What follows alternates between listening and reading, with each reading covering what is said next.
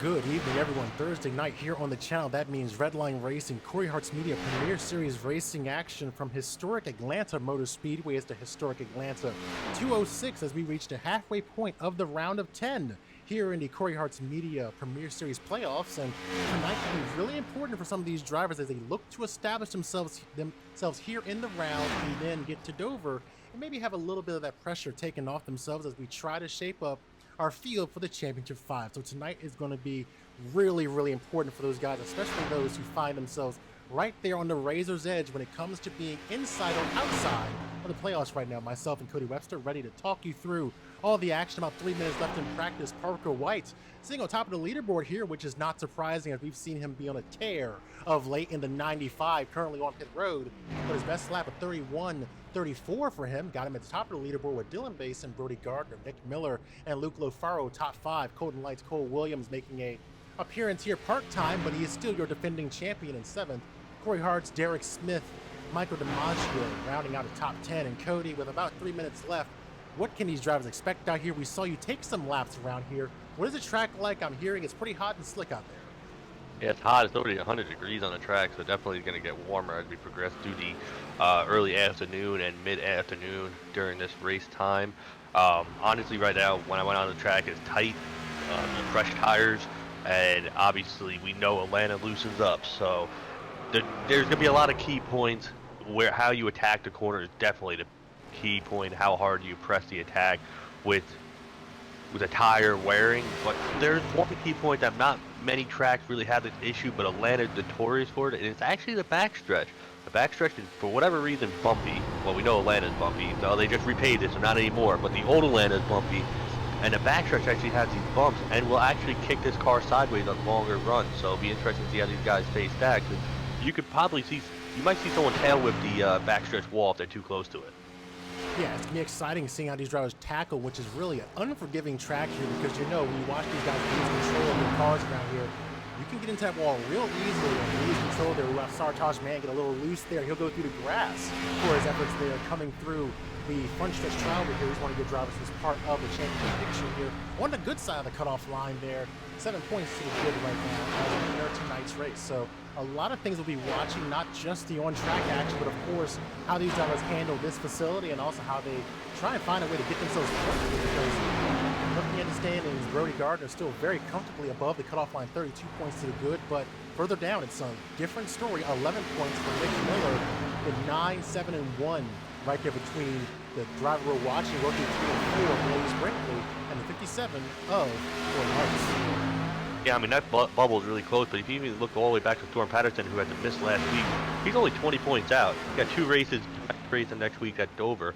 It's definitely doable, being that we have a storyline of Jordan Kuntz not here tonight, so he's going to have to take a provisional. He's inside the cut line right now, so we might have another different guys outside looking in come next week, so definitely still close. Anything can happen, and even though Brody has that cushion, he could have a bad race tonight. I mean, he had a so-so race last week, but he could have a bad race this week and definitely plummet in the standings. Yeah, I heard you break up there for a moment. I know we've been dealing with connection issues, so just bear that in mind. It didn't mean to step on you there. But to your point about Jordan Kuntz not being present here, he had just got himself into the championship 5 right there coming into tonight's race. You see him +9, and when you're looking at the number of cars who've turned out for the race, 19 have logged the time so far in our practice session as it gets ready to conclude here momentarily. You could see literally 24 cars in the race, and you know, when you talk about taking provisionals, that can mean you're going to drop way down there in the standings and not get as many points as you may get when there was a smaller field. So certainly when you're taking a provisional, you're hoping for a smaller car count for the night's race, but Jordan Kuntz will have to wait by the sidelines and see what happens in terms of where everything shakes out here as we get ready for what should be an exciting night of racing action at Atlanta Motor Speedway. Qualifying now on tap for these drivers, and you know, this track is so difficult to get around, so let's go ahead and hop in with a veteran like Cory Harts, who finds himself 6th in points right now, 1 point below the cutoff line. A pull-up award could break him just that much closer to being on the other side of the line here.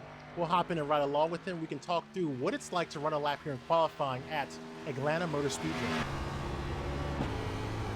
Yeah, honestly, I have no clue how to attack qualifying. You want to push hard, but you can't.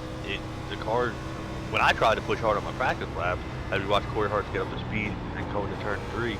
Um, it definitely, really, it's hard to push the car. The Xfinity car drive like a boat, and this track is so hard. Yeah, absolutely. Watching him come to speed here. They carry a lot of speed going into that corner there. You see him hit 183, passing by the camera, looking at the tri-oval and pit road. Works his way through the corner. You're already seeing something you've got to deal with all night tonight. The oversteer these cars, we have the loose condition. That car is wanting to come around the rear. They're coming through these corners. Really, it is just a fight to hang on to the cars here. It's kind of something that we've been used to seeing out of the cars in the past, but here on iRacing, these cars are known to get really loose here, and the other things that be a concern is getting loose on restarts when you don't change tires. Oh yeah, that's the one thing. Aside from the backstretch wall, if you choose to do a different tire strategy, they got to be mindful on how. I mean, I've been in part of several different races here where the restarts have turned into a disaster because someone spins their tires. Tonight, that will happen. I think even on fresh tires, you can spin your tires. So can't imagine what it's going to be like on old tires. Landon Mills now finds himself in third position. He missed last race back at Charlottesville, and that cost him a lot of points at 25. Now 16 points outside of fifth place right now, and any performance like this could help him get the points he needs right now, but he's currently sitting in the fourth position as Brody Garner now leaps up to the top of the leaderboard there, and we'll see if he holds onto that across the line and improves on it, but right now holding that top position at 31-38 for him is looking like Nebula bringing the speed here tonight to Atlanta. Definitely bringing the speed. I mean, that's pretty much backing up what Parker White was able to do in practice, just a hair slower. But I'm impressed by the guy that's in P2 right now, Luke LaFaro. He comes and runs when he can, and he put that thing up in P2 with a 31.466. So that's a good lap for him, and hopefully that holds a good top spot as Nick Miller. Nebula goes to P2 now, bumps him back to third. Nick Miller now blazing his way through turns 1 and 2 down the backstretch here. He has been on a great run of late. He's got an active streak of 3 consecutive top 5 finishes. You know, since he took that provisional back at Talladega, he's came back and just really been on probably a season best run for him right now. Looking to build on it here as he comes off of turn 4. Yeah, Nick is really me eat my words after not picking him for one of those strong competitors for the championship 5. So he's making me eat him, but he definitely put on a tear as of late, and he wasn't even sure if he was going to make this race, so hopefully he can make it all the way through and get another top 5.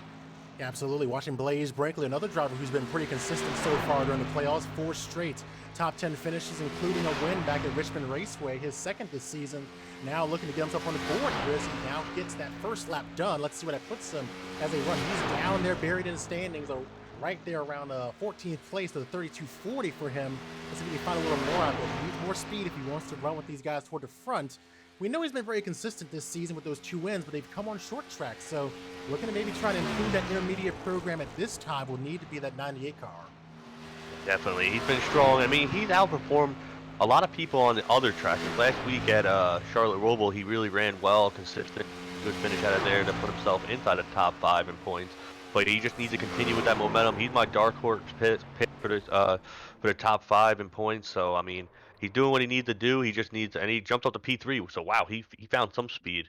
Absolutely. Looking at the group there toward the top of the leaderboard, they are very close together. Tremendous pace out of all those cars running around here. You know, what I like to see is when you're at these intermediate tracks and everyone's pretty compact here in terms of their pace. So good sign, boding well for our drivers, and Brody Garner holding the top spots in qualifying with only a few seconds left, time ticking away before drivers can go ahead and get one more lap. And Eric Keeter completing his lap. He is now currently sitting in 12th position as Landon Mills continues to find a little more pace out there, and I guess pseudo practice there. We'll see if Mitch Hobbs as well. He's taken to the track here. So let's see if he'll be able to maybe get a lap in here. He's gonna be right against the clock, may not make it in time to get that lap done. So Brody Garner looking pretty strong here, looking to grab himself a pole award this evening here at Atlanta. Yep, Brody Garner got a pole, another point to help his cushion on the rest of the guys as we get ready to grid up. As we do that, I need to fix my mic for a second. It's dying, so I'm just going to switch things around so Mike can go through the rest of the things while I take care of that.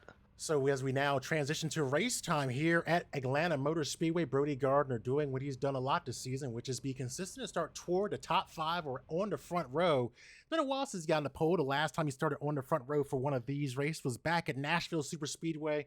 Well, now he can say he's a pole sitter again here in the Cory Harts Media Premier Series. He'll start on the front row for tonight's race with a solid time of 31:38 for him. Nick Miller will join him on the outside of the front row. These two have tangled often during the season. Hard racing between these two, the kind of the big two here in the league. They start 1-2 on the front row. Blaze Brinkley with that blistering lap time. He'll start third. Luke Lofaro, Derek Smith, your top 5. Sartaj Mann in 6th. Landon Mills 7th. Ryan Kendrick, Storm Patterson, and Colton Lights completing the top 10. Noah Allison back in 11th. Eric Heater 12th. Henry Tabor back in 13th. Cory Harts got some work to do if he wants to get toward the front and keep what's been a good streak going for him. He's back there in 14th. Parker White doing what he normally does, starting toward the back of the field. 15th for him. Defending series champion Cole Williams in 16th. Dylan Basin, Malachi Drake, Mitch Hobbs, Aaron Brown, and Michael DiMaggio completing our starters for tonight's race. But tremendous lap out of Brody Garner as we now look to turn our attention to our race information for this evening's event here at Atlanta Motor Speedway. Just over 1.5 miles in length, 2.48 kilometers for our fans of the metric system, 24 degrees of banking on this configuration of the track. Of course, we know the reconfiguration of the Hampton, Georgia Speedway is underway right now, so be a little bit different when we go there in 2022. Your race length, 134 laps for 206.3 miles, 4 sets of tires waiting for them on pit road, and your stage length will be 34 laps around here. And I'm sure these drivers, once they get to the end of that stage, or if we have a crash right before that, but if we get to the end of that stage, they're going to be just hurting for some tires out there, because we know this place loves to just eat up some Goodyear Eagles, and 4 tires fuel is going to be the most important thing these drivers can get here during this race. And if we get one of those long green flag runs, fuel strategy may come into play during tonight's race. Fuel strategy definitely will be coming into play tonight. If it plays out well, it seems like it always happens at whatever track we go to. Some type of fuel masterminds out there trying to figure out what's, how they can stretch it. Parker White's one of them. Even Malachi Drake's another one. And then, tire strategy. I mean, if we get a long green flag run, if they can run the first part of this race, the stage, all the way to end of lap 34, that saves these guys are trying to have to figure out how to divvy up their tires. So if they get a rash of cautions, that's when you're going to see a lot of strategy come into play. Absolutely. Now the drivers making their way down the backstretch here as we get ready for the green flag. Let's look ahead to our next few races on the schedule, because the schedule is wrapping up here in the season. It's been a great season, but we've still got a few more races left over the next 4 weeks. We're going to Dover Downs, Dover International Speedway here next week to decide our 5 drivers who will contend for a championship over those upcoming 3 weeks. Las Vegas, Iowa, and Homestead Miami Speedway on the docket here. So a driver who runs well here at this track could be one to watch over the next few weeks when we get to the championship round. We'll see how that all plays out here. There's so much to talk about, so many things we'll be watching. We watch for the green flag here momentarily. The pace car making its way into pit road, and now we're underway here at Atlanta. The round of 10 continues tonight.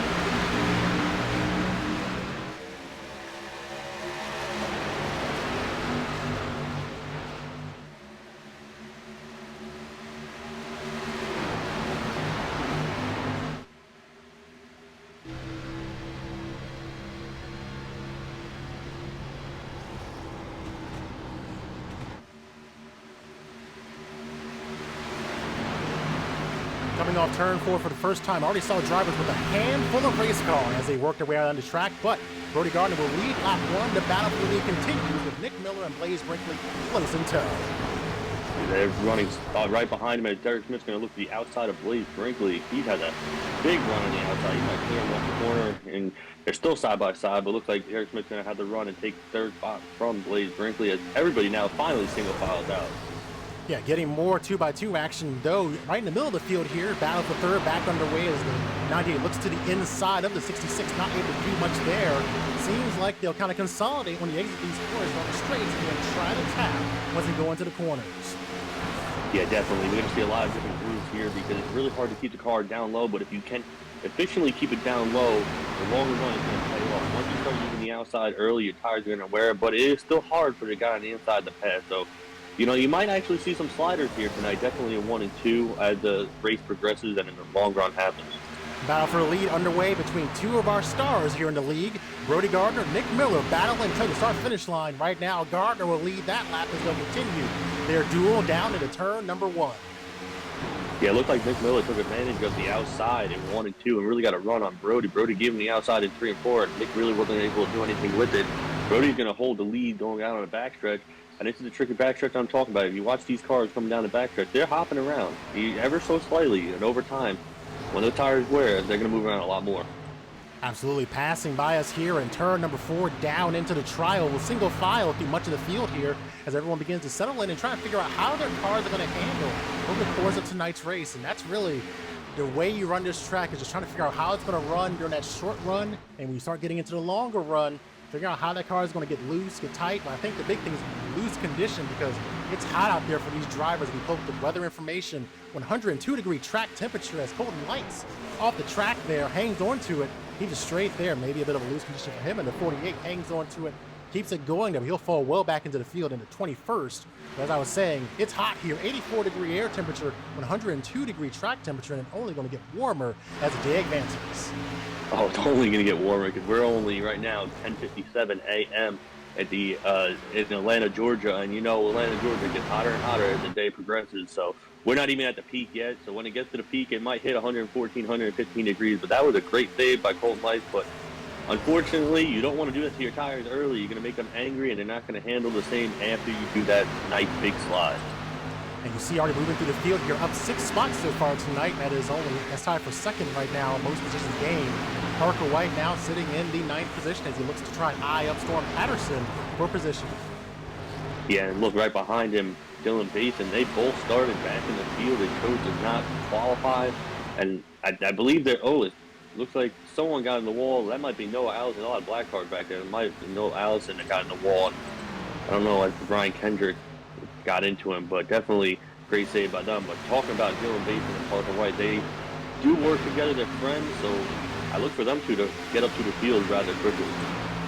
You know, Parker White has really been on a tremendous run of late, even though he's not part of the championship picture right now, running for the title here in the Cory Harts Media Premier Series. He has been incredibly consistent here as we look at that stat on screen for Parker White. 2 straight wins. Won at Texas on the oval course, then went to its sister track in the Roval to get himself a victory there too. So that 95 has been incredibly stout here.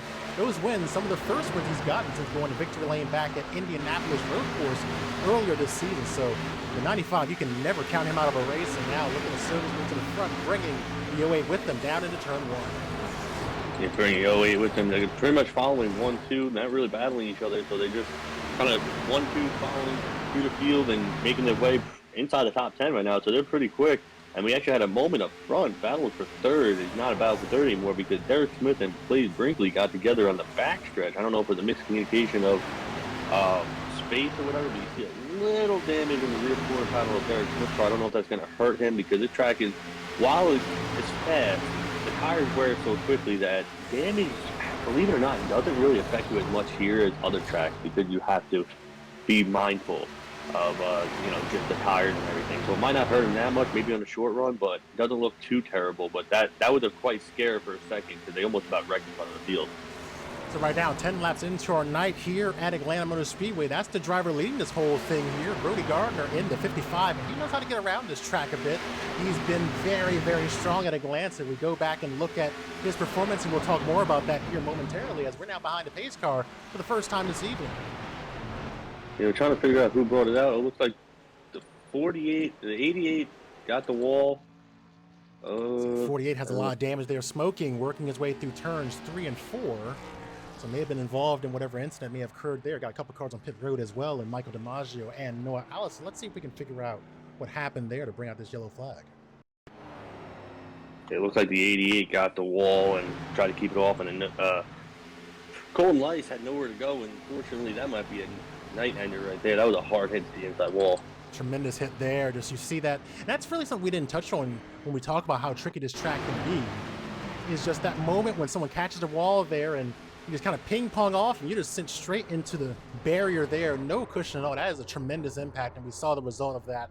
Him very slow, Smoking coming back to pit lane here. So that's likely a night ender, as Cody mentioned there, as we now get back to live pictures here. And See what these drivers are doing in terms of strategy, because it looks like most drivers will opt to forego pit road. A few drivers coming in, Blaze Brinkley among them, Ryan Kendrick, Cole Williams also making a stop here during this caution flag.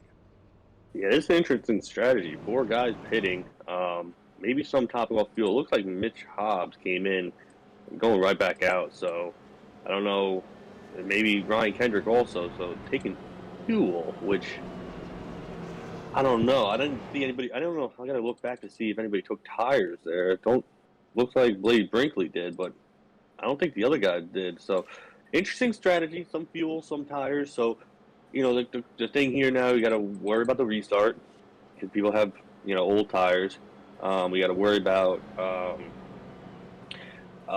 There's a lot of factors. Old tire spin. You gotta worry about getting through the field. If it's for Blaze Brinkley with fresh tires, you can attack. I mean, you really can probably charge past these guys, but it's really about methodically getting through the field without destroying your equipment. So he's going to have a lot more speed, but these guys are probably going to fan out, so you just got to be very patient with the tires you have. So be interesting to see what, how he gets through the field and how quickly he gets through the field. So looking back at the time on pit road for most of these guys, most of the field who came in during that stop had anywhere from 6 to 10 second pit stops. So that's indicative of probably just getting some fuel and getting back out onto the track. So really not a lot of time spent in their stalls for their servicing there. The rest of the field, obviously, they were involved in that crash there, of course, to bring out this first caution flag. So maybe seeing the fuel strategy play out here a little bit, but remember, we do have that stage caution coming up at the end of 34 laps on track here. So like you said, unique strategy here, but not unusual as well. We've talked to these drivers after the race where they've said, we were thinking about fuel strategy 10 laps in, 15 laps in. So all of this could be by design, where drivers are thinking about their pace and maybe thinking outside the box to try and get themselves into position for the long game further into tonight's race. Yeah, definitely. The strategy is a big thing in this league. We should probably just change it to the strategy Redline series, because that's what it is every week. There's someone mixing up a strategy, and sometimes it works. I mean, we've seen some crazy ones, even in the truck series side. Definitely a lot of strategies playing out everywhere in the Redline leagues. So, I mean, who knows?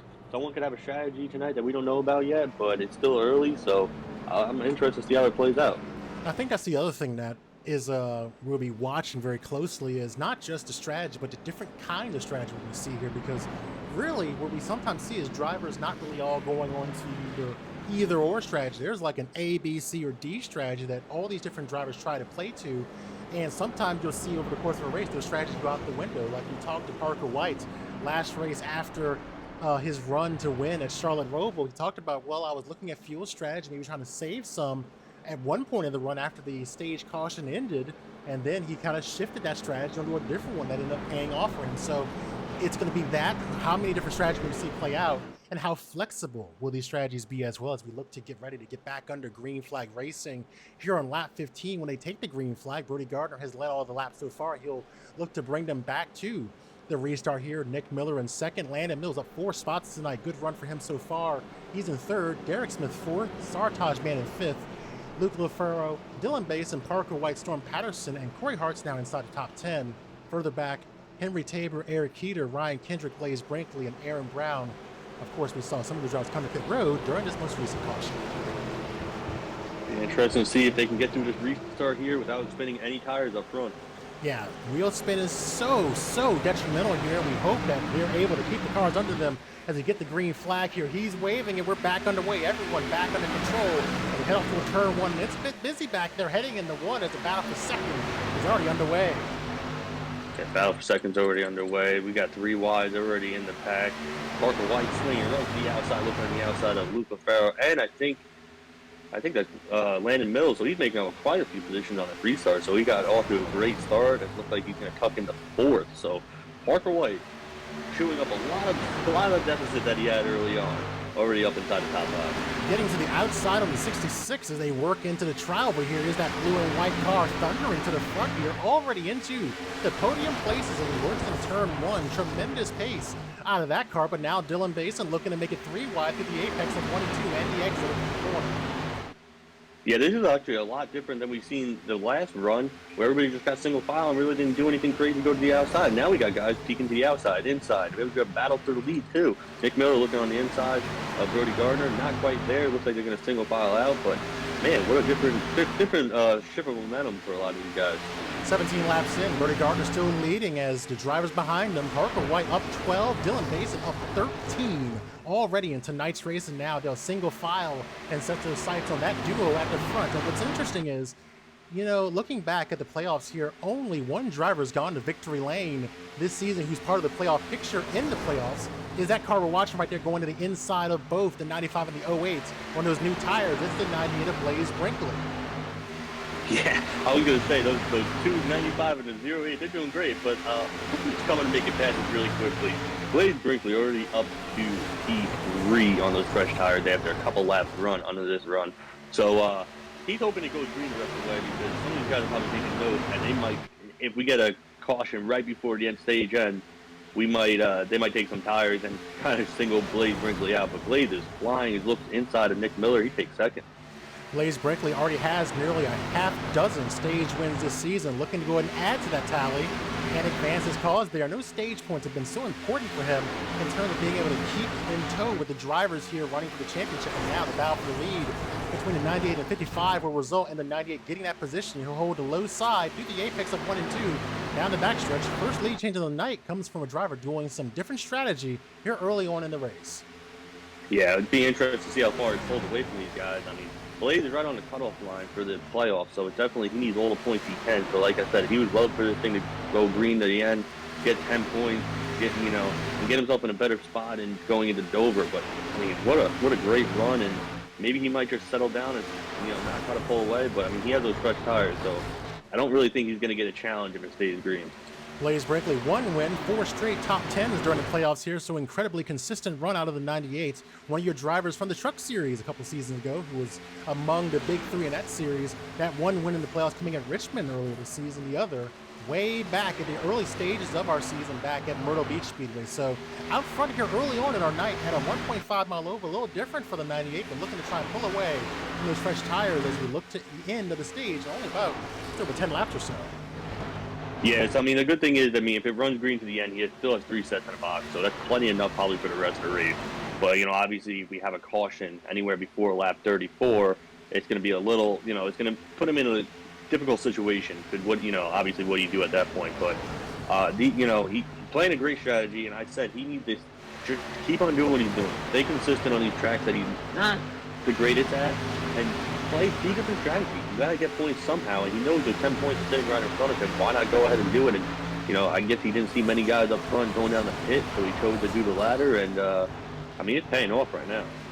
Storm Patterson, one of our playoff drivers, having a handful of a time fighting with the 18 of Aaron Brown well back in traffic. This is not going to help his cause here as he tries to get himself into the picture. He breaks away from him momentarily, but he had a bit of a battle there to get that spot away. He's still well down in the standings here in 12th, entering tonight's race, 20 points behind that 5th place position. So he has some work to do here, and he's trying to get his way into that next group of cars and advance his cause. But right now, outside the top 10, maybe not in the stage points range that he was looking to get here this evening. No, definitely not. And he's actually the second lowest running playoff driver right now. The only guy behind him is actually Malachi Drake, and then obviously we know Jordan Kuntz isn't here, so he's not beating anybody he needs to beat. He needs to go out there and beat Sartide. He needs to beat Cory. He needs to beat all the guys in front of him. So he's someone that I thought probably would do a different strategy, but looks pretty content right now. I get, where he's at. Maybe, anything can happen. Anything can happen, and the whole front of the field can wreck with 10 to go, and he can make up a lot of points there. But definitely where he's running right now, he needs to do something way different than everybody else. Doing something different is the 98 of Blaze Brinkley, pulling away to 2.2 seconds over Brody Garner and Nick Miller. And then you look further back, the 95 of Parker White and Dylan Basin completing the top 5 here as we run. 24 coming to 25 laps into our night here at Atlanta. Yeah, this race is definitely flying by pretty quick as fast as you guys are going around. Only 31, 32 seconds, actually 32 second lap times right now. The leader's running 32 second lap times. The rest of the guys are running 33s, but definitely flying around here pretty quick. The race is going by quick. And I don't know.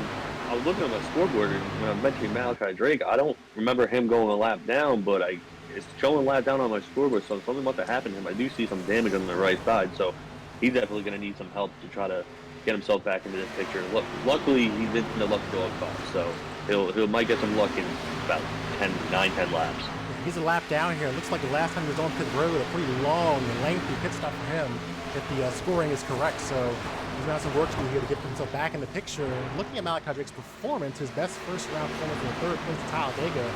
So not quite the run he was looking to have here. And now behind the 8 ball, you see him there isolated in the middle of turns 1 and 2 while the leaders are working their way through 3 and 4 right now, coming to lap 27. So he has some work to do this evening and still searching for a win here. It's been a while since Malachi Drake has been to victory lane. I was pretty sure I called one of the races he went to victory lane in, and yes, it was Kentucky almost over a year ago, back in season number 3. So it's been a while since that 90's been to victory lane. And we know he's very capable of doing it. Just been bad luck a lot this season, hurting him, but he's still part of the playoff picture here. Coming into tonight's race, 10 points outside of fifth.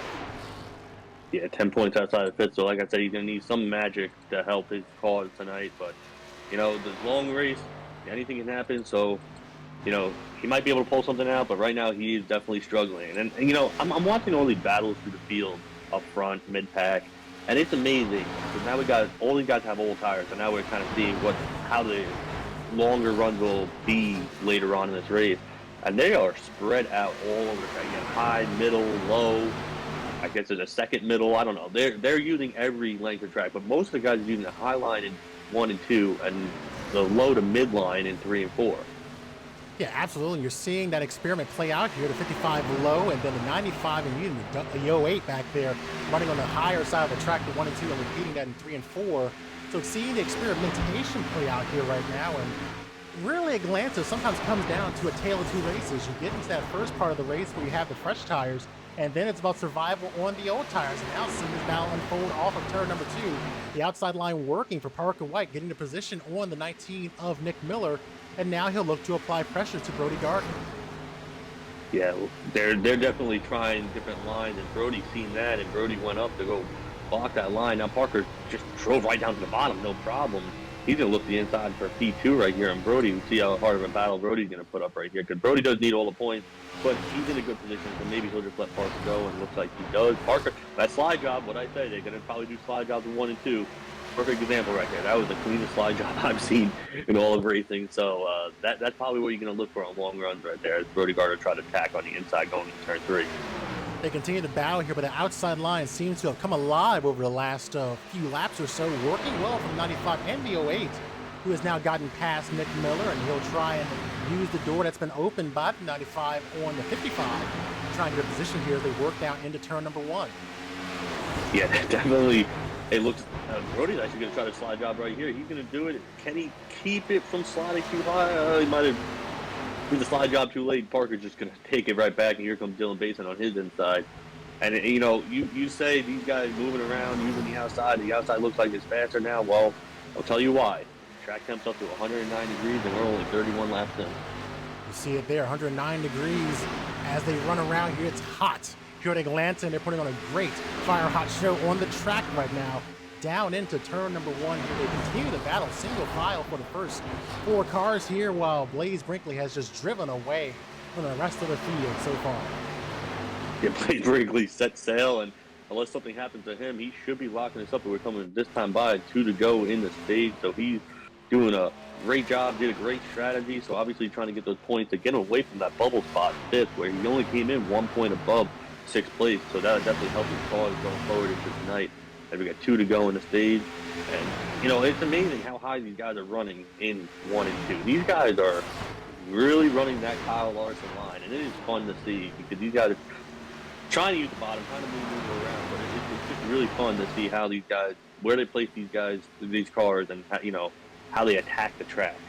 And the 55 struggling on the low side of the track there as they were working through 1 and 2. So this seems like the handling going away from the early leader of the race here as we settle into this long run and come to 1 to go as Brinkley clear sail by 3.4 seconds. Looks to take a stage victory here as he coasted down into turn number 1, as we've mentioned before, this driver has been tremendous when it comes to stages and getting those points here coming into tonight's race. I'm pretty sure he has almost a half dozen stage wins so far, and down the backstretch with no contest right now as they battle for position behind him. Looking like maybe Blaze Brinkley getting that stage win, but they're still going to fight for all those points behind him with the 08 and the 95 jockeying coming through this corner. Yeah, they're racing really hard. Every point matters. But these points don't matter for those guys. They're just trying to get track position at this point at the end of the stage. The stage end's going to be right here. Essentially, start-time man cross and start-finish line. That's a stage victory for the driver of the 98 as he works his way off the corner. Yellow flag is out, and congratulations to Blaze Brinkley doing something he's done often this season, getting stage wins. Impressive run there for the 98. Playing different strategy, though. He pitted on lap number 11 and got service there, so different tire strategy for him. So we'll keep an eye on that and see how this plays out. He has one less tire set than the rest of the field as the 95 Tokyo drifts around as we get back behind the pace car for what should be an eventful time on pit road. Most of these drivers probably very happy to get the opportunity to get some fresh Goodyear Eagles in their cars. Oh, yeah, definitely. But that's a good note right there with the with Blaze Brinkley, only 11 laps on tires, and he came and he was just that much quicker. So that's a good tidbit. I think only 5 or 6 laps and you'd be coming in for 4 tires if you have an extra set. So, I mean, Blaze doesn't really have an extra set, but technically does 3 sets under 100 laps. I mean, I don't know. We'll see. We'll see how long these guys want to go on tires. I don't really think it's a fuel thing now. Yeah, absolutely. We had a conversation a bit ago at a different track. What will bring you to pit road at this track? Will it be fuel? Will it be tires? What is the ultimate decider for you to come to pits? Well, right now it's because it's a free pit stop because we're behind the pace car. All the drivers will make their way into the pits for the first time for many of them this evening. Yeah, all the guys are going to come down. It's going to be interesting to see who can get track position coming out of pit road. Mitch Hobbs having a bit of an issue making his way into the pits there. He'll get it going. Your winner back at Kansas earlier this season. He'll finally get his way onto the pits here after going for a little slide on the entry. Oh, those tires definitely need to be changed after that one. Thank God he didn't hit anything. Absolutely. So drivers making their first pit stops for the evening. Most of the field here. Blaze Brinkley pitted on lap 11 during that first caution for the incident right there off of turn number 2. So we'll see how this plays out for him. Kind of a reset for him as now they race off of pit road. Let's see who gets out first here. Looks like Blaze Brinkley should be the first one off pit road with Brody Garner close in tow. Nick Miller, Landon Mills, Dylan Basin, Luke Lofaro, Eric Keeter, Sartaj Mann, Cole Williams, and no, I did not skip him. Parker White scored as the 10th driver off pit road. So a bit of a sluggish stop there, or maybe by design. Yeah, it might be by design, but I'm looking at these guys. These guys are actually reading tire wear right now. They're actually typing it out. So it's actually a good insight to see how much these tires actually wore in these 34 laps with that one caution. So it wasn't 34 straight laps, but some of these numbers I'm looking at, Cole Williams, who finished P11 in the stage, 79.81 for the right front and right rear, 69.76 for Sartaj Mann, 65.67 for Dylan Basin, 65.75 for Landon Mills. So they're wearing. So if they go another 10, 15 laps longer straight, I mean, they definitely cooked in the tires. So I don't know how much more grip these tires probably have in them, but they probably didn't have much. Yeah, and I'm sure they're logging all that data, making note of how long that run was and everything that they need to know to be able to play tire strategy very well. As Parker White back on pit road again for another time here, so making another stop. We saw this happen back at Charlotte Roval, where he came on pit road during the stage caution twice and played some different strategies. So as we alluded to during the first caution, the different strategies are unfolding here, and it's happening in real time as these drivers opt to come down pit road, come in for a splash of fuel. Looking at his time in this pit, only 4.6 seconds. So really that sounds like just a splash and coming right back onto the track here. Yeah, maybe he's playing some strategy, or maybe he just wants to drive through some guys again, like pass some guys. I don't know. Parker White. Well, that was your theory last time. That was your theory back at Charlotte Roval, and he noted that he was playing a strategy with the fuel a little bit, but decided to shift it, and it still paid off for him. So could be maybe just spicing things up a little bit. Could be anything. We don't know what's going through the mind of the drivers, and of course, he could be playing 5D chess and not wanting to reveal that he maybe did come down a pit road, just to make things a little more interesting for him, because we'll still have under 100 laps to go here in tonight's race once we get back behind the green flag condition. Expecting the pace car lights to go out here momentarily. I think they just did, so we will be getting the green flag here this time. So hey, maybe just having a little fun here, but a few more drivers coming in the pit road, so maybe all these drivers opting to have some fun out here. Cole Williams, Parker White back on pit road, Mitch Hobbs and Aaron Brown all making another stop. Makes me wonder if they can't make it on one stop. I mean, if they're that's more than just Parker White. So now I really can't say anything. Yes, So, or they're all in cahoots with each other. maybe they're just having a battle out back that we don't know about. So Exactly. They might not be able to make it on one stop. So, but like I said, I mean, if you're good with saving tires, maybe you can stay out that long on tires. But if you know you can't, and you have 3 sets in the box, why don't you just do two stopper? You can split it 30-30, 30, and maybe it would come out on top. You gotta try something different than the faster guys. So we already see what Blaze had up his sleeve. So now it's interesting to see what everybody's gonna do, because now they're on even tires. Everybody got different track positions. So we'll see how this restart plays out. Getting ready for the restart, Blaze Brinkley will be the control car. Brody Garner in second, Landon Mills, Nick Miller, Luke Lofaro, top 5. Basin, Mann, Heater, Harts, and Patterson. The top 10 is looking to get back underway here. We've only had 2 yellows so far, 1 for an on-track incident. They're back underway here. They race off toward turn number 1 with battle for the lead already underway. Yeah, it looks like Blaze Brinkley actually spun the tires right there, which is unusual and fresh tire, but I said it could happen. As the track temp has been going up, so it's going to be interesting to see how these new tires actually attack the track, after this restart. Still fighting for the lead here is the 98 of Blaze Brinkley, the 55 of Brody Gardner on his outside. Landon Mills back into 3rd position as 98 has a bit of an issue there, pushes up the track that'll allow the 55 to drive away on the exits, and maybe open the door for Landon Mills to apply some pressure down through the tri-oval into turn number 1. Yeah, it was a great restart by Brody Garner to get position on Blaze Brinkley. I'm surprised Blaze Brinkley didn't take the high side, because it seems like that's the position you want to be in, definitely on these restarts, because you got more momentum up there, and while you have the grip, you definitely want to use it. Absolutely. So back out front here again after leading a good chunk of that opening stage is Brody Garner in 55. Your stage winner sitting in 2nd position after a bit of a handling issue last lap. We'll move him back a place, and then Landon Mills and Nick Miller at the top 4. Dylan Basin completing the group there in the top 5, up 12 spots tonight. Yeah, Dylan Basin he was one of the quicker ones that we saw with Parker White, so now he has track position, so I'm interested to see what he does on the long run. He might be a threat for the win, as now, Parker White doesn't have the track position, so it's going to take Parker a little bit of time to get back up front.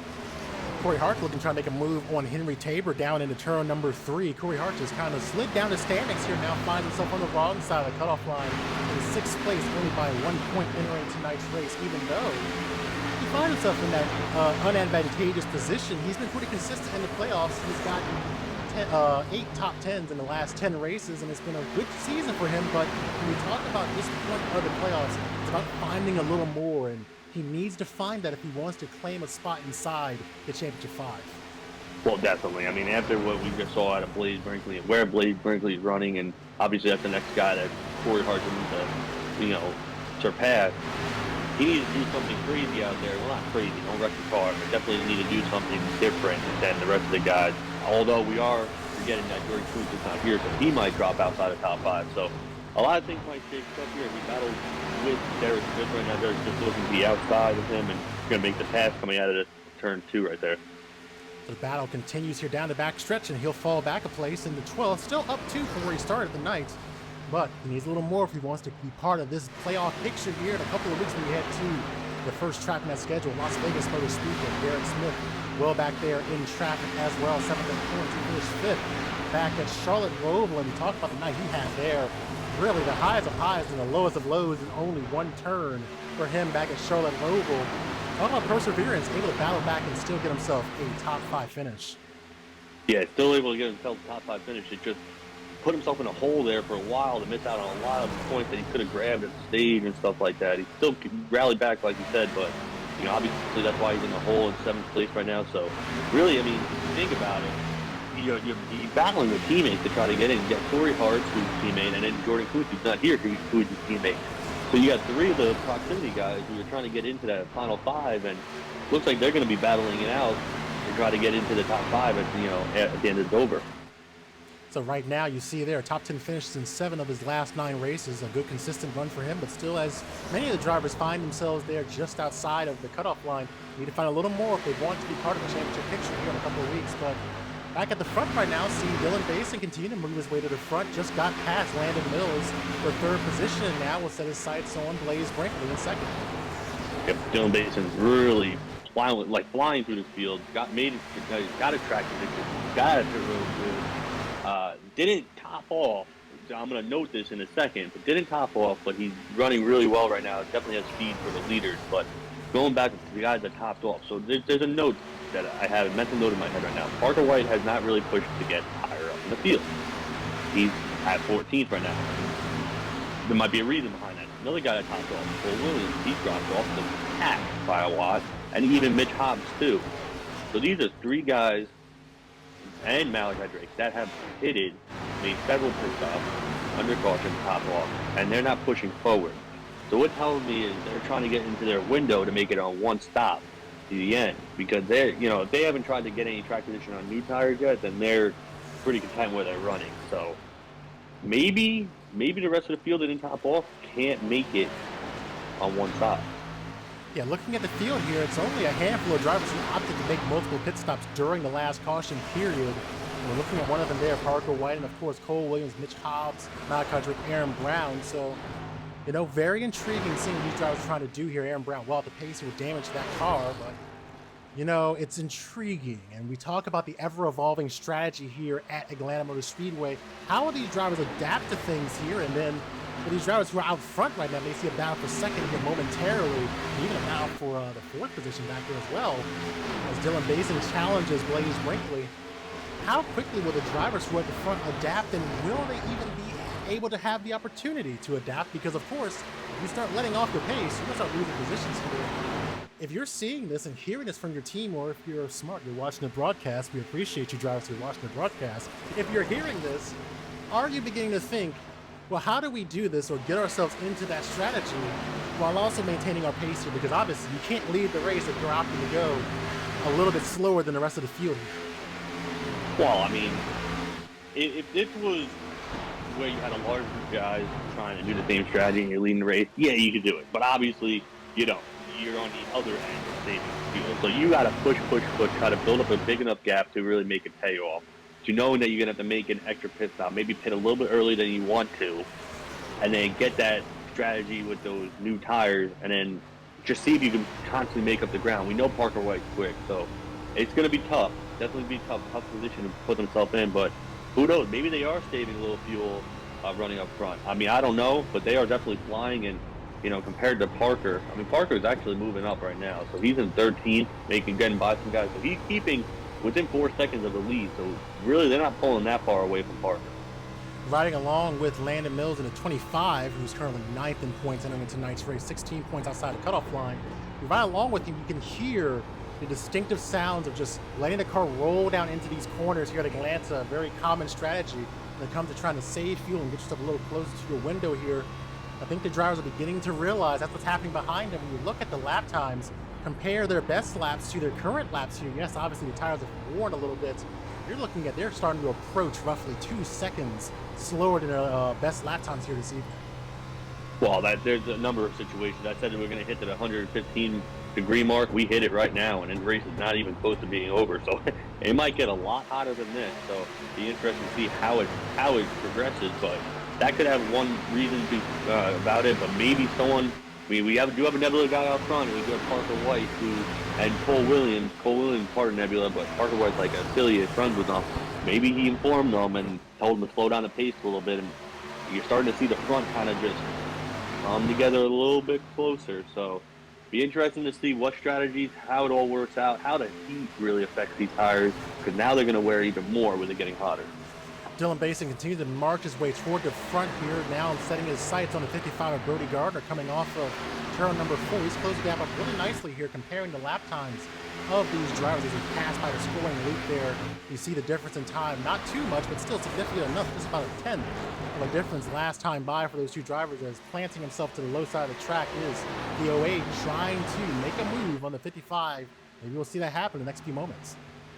Yeah, I think he'll get there and make his path easy on him. I believe that he's part of the Nebula group too, so Nebula is really bringing a strong piece tonight, running 1, 2, 3, 5, 7.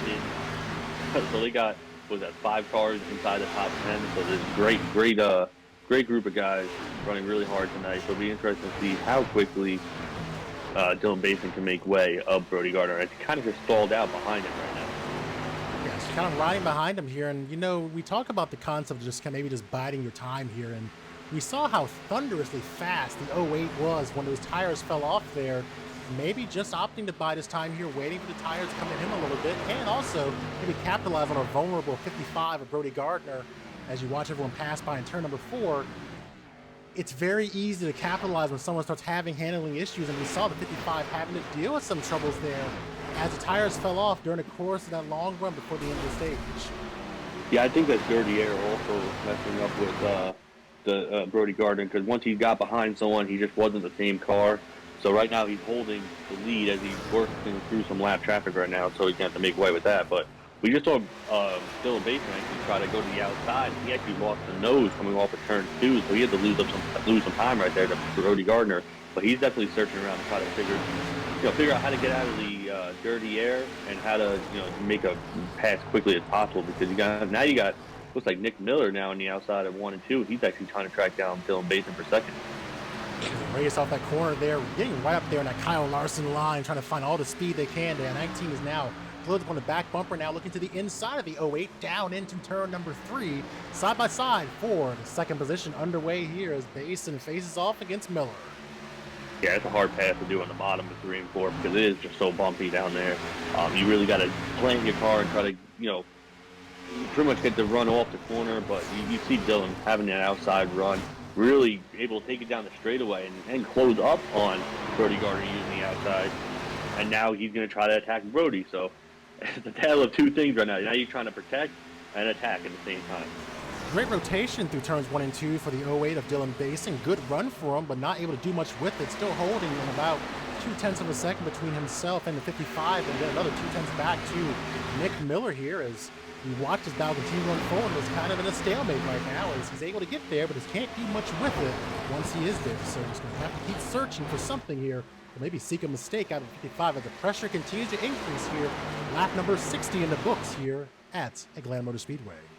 You see a lot of these guys actually moving around right now. The back end of the cars are actually starting to tail whip out of the corner. They're just doing like a slide, a slow slide coming out of the corner. Not really a snappy move, but you're definitely you're turning the car to the right a lot more at this track than other tracks. So it's definitely going to be challenging from the drive and hard to pass, these long run. But it's definitely fun to watch and see what lane they choose. Because right now, what Dylan Basin facing is he's going into the corners and trying to anticipate where Brody Garner's going to put his car to get his car in clean air and obviously get the best run off the corner.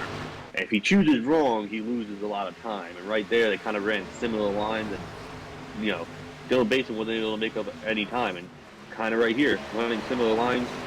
And I don't really think he's going to gain much right here. So it kind of just stalled out. And Brody probably playing the defense game pretty well right now, giving that dirty air to the 08. As the 08 runs that high line and that upper seam there, great momentum for him through that corner, brings it down to the middle lane and then tries to drive off here. So you're seeing him just really search around, and I think this is where you get into that part of the race where you have to just mentally be patient and not get frustrated if you're not able to make up the ground you're looking to make up or make the pass you're wanting to make. It's just about repeating the process and trusting the process and knowing that it maybe worked for you before. As you're watching the car surge through the field back there just behind, that's the 24 of Noah Allison. He had a pit stop here looking like around lap 53 or so. So he's now moving his way through the field here and cutting his way through this traffic on those fresh tires. Yeah, that's what fresh tires does to you right now. He's a second faster with the damage he has. So these guys really got to look into that right now. How quick fresh tires are, and obviously Noah's going to probably pass right by these guys, get in front of them. I don't know if Brody's doing. I'd probably let him go because he's a lot quicker. But tires right there, and we'll see strategy here soon. If they can't make it on 2 stops, I think these guys will come down and pit probably in lap 80, 85. I think going back to the pass by Noah Allison on the 55, I think that was more not necessarily Brody Garner not wanting to let the 24 go by in that situation. I think it was more about letting him go by in a way that prevents the 08 from capitalizing on a potential pass there, not letting the door stay open. So you saw him opt to let that car right behind him a little bit longer and carry that speed down into turn number 1 and stay high to play defense, hang off for him. But now Dylan Basin closing up the gap, holding around a tenth as they go down into this corner. Can Basin make the outside line work through the apex of 1 and 2? He'll try it here. Let's see if he can surge off the corner. Just seems like he's losing a little bit off of turn 2, but what you're going to notice here, when everybody starts running the outside, it's really about who can run higher. So really, who has the guts to put the car right next to the wall and run higher. And I've seen it a few times in the back of the pack already, where some guys just ran a little bit higher and it paid off. They were able to get to the rear quarter panel of the guy in front of them and make the pass. So that's really what you got to do here. Is that both of them are going to run the high line in 1 and 2, and Dylan Bason's going to run higher. He's going to get a lot closer to the wall than Brody. If they could, they would run that surface out there just in front of the RVs if they meant they got more speed there. You're seeing these drivers really get next to that wall there. Even a few laps ago, maybe gently brushing it, not enough to even give you an X, was the 08 there coming off of turn number 2. No damage to the car, so largely intact there, and clearly not losing any speed either. The kicks out the rear just a little bit. Cody talked about that a little bit earlier and how the car would behave like that during this run. And I think now maybe we're approaching that part of the race where Dylan Bason's car begins to come in. It seems like he really drives well when those tires begin to fall off. But to a counterpoint of that, we've seen the 55 when the tires begin to level off and just really stagnate in terms of their grip and performance. If he's able to get the car into a rhythm where he's able to drive it, he can keep that car out front. Let's go back to Lucas Oil. Yes, a different track, but similar principles. He was able to drive that car for dozens of laps on tremendously worn tires to a victory. Now he's under pressure here and having to do the same thing. Lap number 68. Yeah, to see first pit stops actually right now. Derek Smith coming down lap 67. Looks like he got contact with the wall. I don't know how many laps ago, but he's coming down pit road. I don't know if this is a scheduled pit stop or what, but if it's not scheduled, he put himself in a hole right now. Absolutely. So we see him on pit road here, still out front leading this race is Brody Garner. The lead only a tenuous tenth of a second as they race off turn number 4. They checked out to a nice about 1.3 second lead over the cars behind them. That's Nick Miller in the 3rd position, Landon Mills, Luke Lofaro top 5, which haven't talked about him much, but Luke Lofaro for being on a part-time campaign. Tremendous run for him out of that 54 team. Good night for Luke Lofaro. Great night. I mean, we did see him win this season, so he's not a stranger to being up front, but definitely a great run. Great to see him in the field, and you know he's looking to try to get himself up into maybe the podium as he tries to put a charge on Landon Mills right there. And it looks like, kind of relay the message back to Derek Smith, looks like that car probably hurt more than he thought. Yeah, so he's currently on pit road here. One of your championship drivers having troubles here, and it goes back to last race as we see him still on pit road here, still idle in his stall right now. We go back to last race, that first turn incident at the heartburn turn at Charlotte Roval, catching the wall, a lot of damage to his car, able to rebound through the course of that race, but here, more bad luck striking the 66 team, and maybe hard to overcome here. Coming into tonight's race, 5 points below the cutoff line. Now they face an even steeper challenge going into Dover Downs next race. Yeah, definitely. But some of the guys in the field are like, oh, thank God, one less guy we got to worry about, and we can probably put a gap on going into Dover. So, I mean, bad luck for Derek. Obviously, he's a strong competitor. He just hasn't had the luck fall his way. I mean, I'm used to seeing him up front. We spoke about him several times in the course of this season, having strong run and being competitive. But he's still looking for a win. It's been a while since he won. So, hopefully next week or the weeks after, he can get himself back in the mojo and just finish off the season strong going into season 6. Watching this battle for the lead continue to unfold here on lap number 72. Inside line being held by Brody Garner, fighting off Dylan Basin on the outside, who's been tremendously passive here over the last couple of laps or so, really just riding in the tire tracks of the 55, not opting to make any moves here, just trying to ride on that upper lane here as we settle into this long run. No caution flag since we had a caution about lap 60 or so. Was that the last time we lap 36, sorry, I apologize. So we had our stage caution there.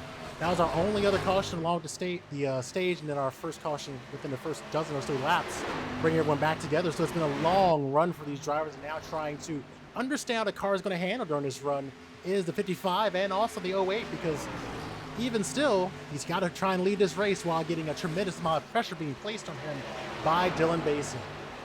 Oh yeah, definitely. These guys are running a lot slower than we saw before. They're almost in the 34-second bracket, and that alludes to the tires wearing. This is the longest run they've done on tires straight, and obviously the track heat, which is up to 119. So we're gonna probably hit mid 120s by the end of this race. That's how high, hot it's getting. So incredible heat out here. It looks like Dylan Bason's gonna get a run here. Does it go to the inside? He will. Can he complete this pass? An important moment in the race here, side by side between the 55 and the 08 through turns 3 and 4, all while we were watching Parker White move up through the field, now up 11 spots into 4th place. The battle lead will continue to the start-finish line. Narrowly leading that lap will be Brody Garner, but it will continue to be a dogfight down to 1. You talk about Parker White, he's coming. So I guess these guys know that, and they're racing really hard. So they're trying to keep the track position and keep the lead and get the lead before Parker gets there and try to check out from him. But he's definitely coming, and these guys really can't figure it out yet.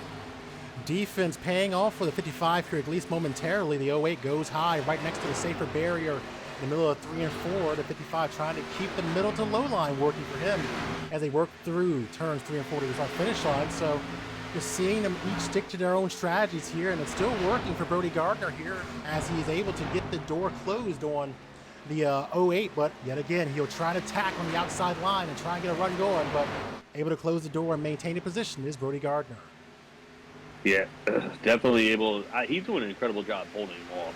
We know Dylan's definitely quicker and knows the lines to really use, but he's doing a great job holding him off. But there's a couple guys I want to touch on while we're watching this battle up front. Our stage winner, Brinkley, has dropped all the way back to 10th. So obviously his long runs are really not paying off. He restarted first, but has not seen the lead since the caution. Yeah, he's struggling back there right now. He's trying to find a little more speed in that car, but we talk about the impacts of a long green flag run. Remember, when he pitted, it was only a few laps into that run there in the first stage. Then he was forced to try and drive his way to the front, get the stage win, and now it's kind of a reset here. So now he's forced to learn how this car is going to handle on old tires without the benefit of the caution sprinkled in to go and get new tires. So this is the time of the race where you have to try and put your head down and get to work, still holding on and clinging to that top 10 here, trying to catch back up to Eric Peter in the 29. But right now, it's a long night out there for the 98. Yeah, definitely a long night, but still a lot more racing to go. Still at least one more pit stop left, and we just seen Aaron Brown make a pit stop. Might be green flag pit stop, so he might be on the 2-stop strategy. As he's the only one to come down, so he's gonna probably fly by these guys really quick, as he does fly by Blake Brinkley. But now alluding to tires and pit stops apparently starting. Now the pit window's open for, I guess, whatever strategy Aaron Brown's on. But how much do you want to bet these guys are screaming right now for new tires? I'm sure when you run these long races like Atlanta, these guys are conditioned to just kind of persevere in the situation. I'm sure that they are just frustratedly counting down to when they can finally get into their window. I don't think you'll see a driver just give up and say, forget it, I'm coming in for tires now. They're going to try and get to their window here. And one driver who might be in that window is Nick Miller, dropping down outside the top 5 and bring his car on the pit road. And he has an issue into the pits there, slides it, making his way in. Hopefully that doesn't cause an issue for him there. Hopefully he was able to get it down to speed as well, but having trouble airing the pits on those old tires. And could that be indicative of what we'll see during the course of these green flag, high pressure pit stops? He had Parker White behind him.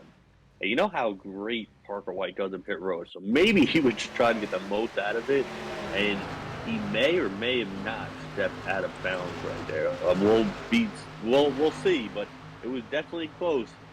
Definitely close there. You watch the replay and hit the cone there on the entry. We'll see what that means for him as we jump back to live pictures here.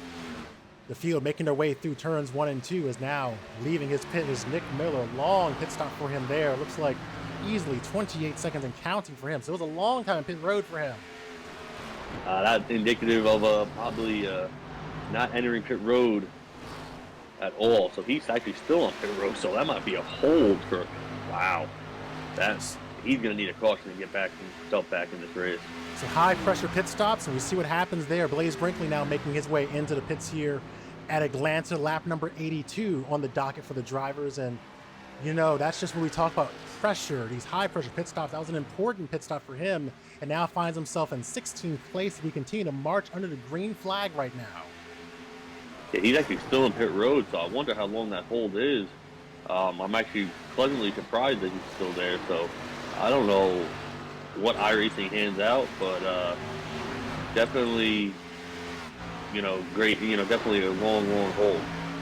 Yeah, absolutely. So watching the rest of the field continue to make their way around the track here. Blaze Brinkley now out of the pits right now, making his way out with the 19. So a tremendous penalty for Nick Miller there, having trouble making his way into his pit stall, resulting in seemingly a tremendously long hold for him as he now exits his pit right now. 124 in terms of being in his box was how long he was there stationary. Yeah, that's definitely. I'll show you what happens to Nick Miller making his way into the pits. Yeah, I think that could only be a one-lap hold. That was almost a two-lap hold. Absolutely, some fought to hang on to that thing, but it was like a penalty will be served to him. Yeah, so the one-lap hold puts him way far behind. So he didn't need more than one caution. Yeah, absolutely. And this has been a long green flag run for these drivers. No caution since the end of our stage. Well back around lap number 34. So these guys have settled into what has been a long green flag run, and it'll continue here. But no action out of the drivers toward the front here, as we now see Parker White up into second position, getting past Dylan Basin for that position. And now he'll set his sights on Brody Garner. Yeah, he's flying. And he figured his way to the front. And like I said, I'm still impressed with what Brody was able to do. He held off Dylan, and Dylan fell off. And now he's going to probably have to hold off Parker to get there before they pit. Parker White, a tremendous stat for him. The last 3 top 10 finishes for him have all resulted in wins. So he's able to finish the race and not have any bad luck strike him over the course of the evening. He's right there contending when we look at his wins this season. Texas Motor Speedway, Charlotte Roval, and Indianapolis Road Course. So some diversity there, but he did win the sister track of his facility 2 weeks ago at Texas Motor Speedway. Yeah, so he definitely, and I think he stated something there because he was actually running a lot, not off the pace, but not up front when he, when it was nighttime. When it became daytime and it got hotter, he really persevered and was able to get up front and outrun the guys. So we have another hot track, so it'll be interesting to see how that plays out. I see actually come down pit road right now. And now we're seeing more drivers make their way into 55 heading into the pits here to make his pit stop. Cole Williams, Sartaj Manstorm, Patterson also making pit stops, which will allow Parker White to inherit the race lead. First time tonight, Parker White leads another race where he doesn't lead until later on in the race, lap 87, but he's there. So we'll be interested to see if he pits this time, because Brody pitted before him. It looks like he's on a low line. Will he pit? He is. And he'll bring a few of his friends with him as Parker White comes in. Dylan Basin makes his way in. Luke Lofaro, Landon Mills will go ahead and inherit the race lead right now. Looks like Dylan Basin might have not got down to speed. He might have got a hold right there for too fast entering. We'll keep our eyes on that, but right now leading the race is Landon Mills, a driver who is still seeking his second win of the season. Last time he's been to victory lane was back at Michigan International way back in October. So a fine time to try and get a W right now for him would be this, as he tries to get himself out of the hole right now. 16 points outside of 5th place entering tonight's race. So a good finish tonight would be very helpful to his cause going into Dover. Oh, definitely a great finish, and even leading laps, getting some points right here. So he's definitely trying to persevere and get himself out of the hole after missing last week's race at Texas Original. But he's not out of it. With a lot of guys having issues not being here, he can definitely work his way back in. So he's trying to cut some of that deficit back going into Dover next week. Absolutely. So right now he's leading this race. We'll see if he can make his way in as his Nebula teammate, the 55, tries to move around him there, and there's contact. The 98 getting into the back of the 25. That'll bring out the caution here as the Landon Mills machine was trying to slow down to get into the pits. Contact from the back from Blaze Brinkley. That camera is showing us exactly what happened there. Wow. Ooh, that is just wow. see there the incident sideways for the 25. I mean, it saved the 25 from still a leader, but definitely that damage not going to help. Definitely not. You see significant damage to the rear of that car as he was trying to make his way into the pits. 98 also not coming away unscathed from that as well. This all happened. We'll go ahead and rack it back just a little further so we can see everything that happened here. So obviously these drivers are on slightly different strategies here. Newer tires for the 55. And we'll go ahead and go to a wider camera here. You see him going up high and then back down low. So you see the 55 going to his outside. And I think right here is right when you saw the 55 beginning to the 25 make his way into the pits and then not able to get out of the way in time was the 98. So maybe no miscommunication of notifying them that he was going to the pits. It's not what you want to see in that situation. Now we jump back to live pictures here and Landon Mills in the pits with damage to his car and not many drivers coming down the pit road here as we're in the middle of a green flag cycle. But man, playoff drivers now beginning to tangle here, and it was pretty quiet in terms of luck not really hurting the playoff drivers. But now as this race dwindles down to the last few dozen moments here, we're seeing bad luck begin to creep up on some drivers and damage now on our stage winner, Brinkley. Landon Mills leading some laps here, damage to his car after getting hit from behind as he was trying to woe it down to get into the pits. This just screws up everybody's strategy. There's so many guys going to take the wave around. Brinkley has damage. Landon Mills has damage. Caution's on Landon because Landon did not call when he was pitting. So unfortunate for the guys involved. Obviously still for Landon. But I don't know. I mean, this is going to shake up everything. Yeah, absolutely. It's a rough situation for these drivers right now as they try and assess what this caution will mean for them. Only the third caution of our night here at Atlanta and coming at a very unadvantageous time for some of the drivers out here. Out front right now, though, is Brody Garner as we watch some cars out to come down the pit road here. Brinkley, of course, involved in that latest incident there. He'll bring his car in to try and get some of that damage fixed up there. The 19 also making his way in. Remember, he was caught for a pit road infraction during that green flag pit stop cycle. Yeah. So Nick Miller's, I'm surprised Nick Miller's actually pitting right here to be 2 laps on. I thought he would take the wave around, but oh man, it shakes up everything. Now we got guys on new tires and guys on old tires and guys on, it's a lot of strategy. There might be a recipe for disaster here, but now we're going to probably see new faces up front. Yeah, now back out of the pits here is Nick Miller. You know, we talked about his issues there, his pit road incident there under green earlier. It's going to put this streak in jeopardy. Coming into this race, he had an active streak of 3 straight top 5 finishes. He's got some pressure on him to try and get that ship righted to be able to keep that streak alive here. But, you know, we talk about drivers being able to persevere. There's still time to try and do it, but the clock is certainly ticking for him. Another driver that seemed to have had some issues there is Basin, well back in the field there, down into the 17th position after being a constant threat in the mirror of Brody Garner during that run before eventually being overtaken by Parker White. Some bad luck striking the 08. Yeah, I just said in Discord, he had a 40-second hold for barely speeding, and that would have put him out of the race. He was here for win, so he parked it. So it's unfortunate, but you know, even the best fans on this track make mistakes. So we've seen it right there. We've seen it at 2 people so far, pit road, Nick Miller and Dylan Basin. So unfortunate to see one of the drivers who was really threatening for the victory there now forced to be sidelined. 17th position for Dylan Basin after being right there inside the top 5 most of the evening. Getting ready for the restart here, Brody Garner scored as the race leader, Landon Mills in second. We're expecting that to probably change there as well. I guess we're maybe see some penalties, but as of right now, scored in second, Brinkley, Parker White. Cory Harts now up into the top 5 for one of the first times this evening, so good run for him. Ryan Kendrick finds himself in 6th, Cole Williams, your defending series champion, in 7th, Luke Lofaro, Sartaj Man, and Henry Tabor, the top 10. And we're going to do 1 extra lap, which is trying to get everybody caught up, which would be fair. Absolutely. And we got to get the EOL to Landon Mills also. They'll give us a quick chance to go over some of our clean race finishes from our night back at the fantastic Charlotte Motor Speedway Roval. And of course, at the top of that leaderboard is Parker White, gaining 11 spots, all while keeping that car clean around a track where it's pretty hard to stay clean around there.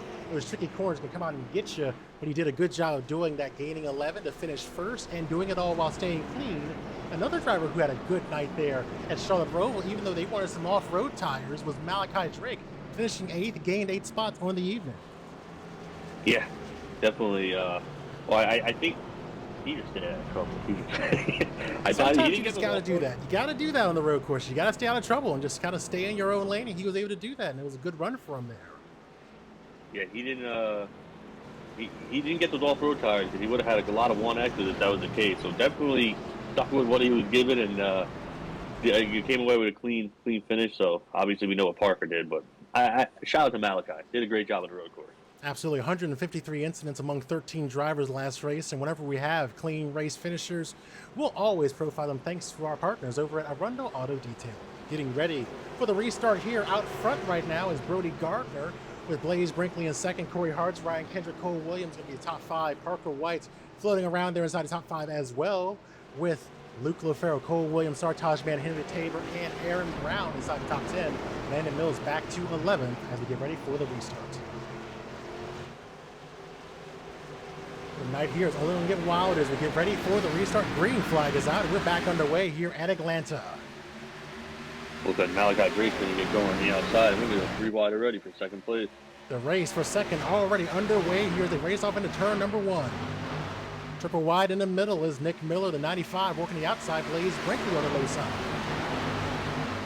And nearly some contact there. The 95 and 98 making some contact down the backstretch here now, looking to pounce down to the low side. And Parker White on the 19.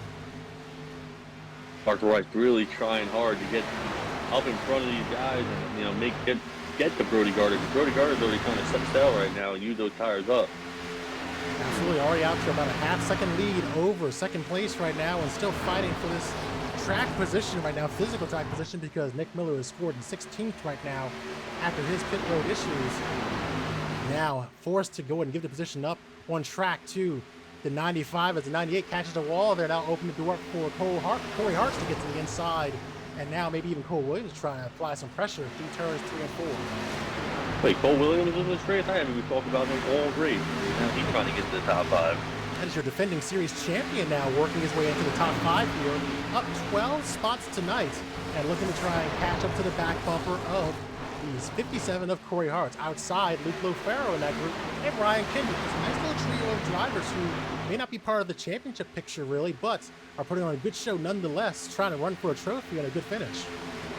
Yeah, definitely trying to run for a trophy and good finish. And Cory Harts, well, attaboy to him. P4, we still got a lot of race to go, but he's doing what he needs to do. I mean, he needs to do something special. I'd say he needs to do something different than what he was doing. Definitely is running P4, a challenge on the outside from Luke LaFaro, but definitely a great run for him right now. A solid night out there as he leads this pack right now. A driver who I was expecting to see a little bit more out of, but haven't seen him much this evening. The driver, that number 29 back there, Eric Heater, hasn't really gained much of position here. Started in 12th, now back to 13th. Normally a force to be reckoned with on these tracks, especially in the later stages of the event, but hasn't really been able to get to the front here this evening. Yeah, hasn't, and he's actually the second car a lap down right now. Got stuck, trapped a lap down when that caution flew. So unfortunate event. I'm surprised he didn't take the waiver around there, but he decided to get tires, and now he just needs a couple cautions. And Storm Patterson's in the lucky dog spot. Absolutely, and Storm Patterson trying to get back inside the top 10. And he was there briefly a little bit early in the race, and we look at the standings there, you see he is holding on to the 10th place right now. He needs to get some more, but he's battling for the driver who is also part of the championship picture here. Landon Mills down to the inside, with a lot of damage to the rear bumper of that car, trying to keep himself inside the top 10. Yeah, and then we see right behind him, Eric Heater actually passing Storm Patterson, so that's a lucky dog spot. While right in front, like you said, Landon Mills is trying to catch back up to lead lap cars. He's still in this race. Oh, we got behind. Cars under the wall there, including Storm Patterson, as we're back behind the pace car for the 4th time this evening, 3rd time for an on-track incident. You're watching that unfold there. The car's getting sideways. Looks like maybe got hooked was the 29 going down through turns 1 and 2. He kept it off the wall, but that looked like more damage to the 6 than anything. Wow. get our eyes on what happened there as we watch these drivers work around this track. So you can see what happened a little bit further back in our replay here to work off turn number 4. We were just talking about these guys a few moments ago and the battle that was going on for this position. Here they are going back into turn number 1. You can see what happened. Yeah, that was just, I don't know. I don't know if Eric Heater had to check up, but definitely, man, that sucks. That really sucks more for Storm because he got into him and then got into the wall pretty decent. So Eric Heater was actually able to keep it off of everything. And while Eric won't get the lucky dog, he'll obviously keep the car intact and still be in this thing. While Storm might have a little more issues than he needs. Drivers making their way into the pits here, being led by Brody Garner. Ryan Kendrick staying out here to lead a lap right now. And let's see what this pit stop does for our race here because it's getting real interesting here as the laps dwindle away.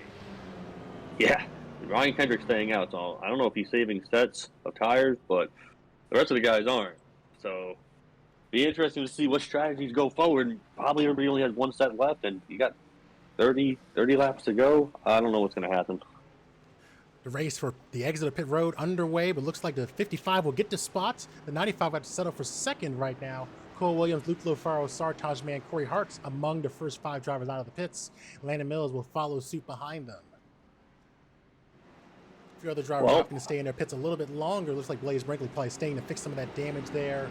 Aaron Brown, Henry Tabor also just leaving the pits here. Yeah, lucky dog went to Malachi Drake, so Malachi Drake staying out of trouble. Well, he had the damage, finally get back on the lead lap. He's ahead of 2 playoff drivers right now, plus Jordan Kuntz not being here.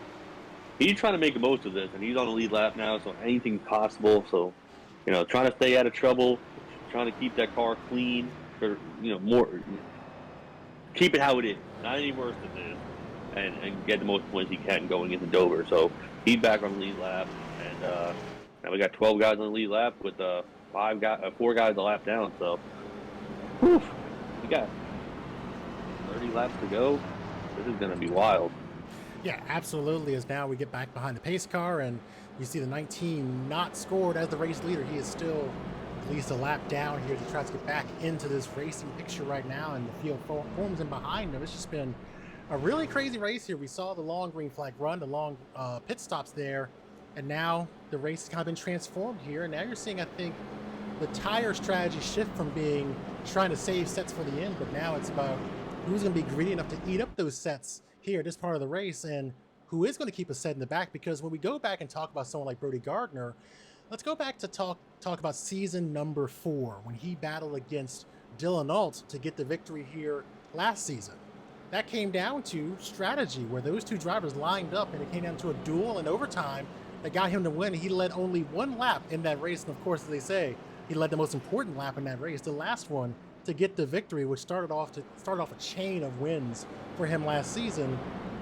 I really feel like that was predicated on the ability to have tires ready. Who do you think drivers will try and gamble here and forego taking a set of tires if we continue to see these yellows, banking on a late yellow right at the end and a repeat of what we saw last season? See, if you have a rash yellow, like a 5-lap runs and yellow, 5-lap runs and yellow, you want to be the guy that takes tires at the last yellow. So it's really a chess game. What do you want?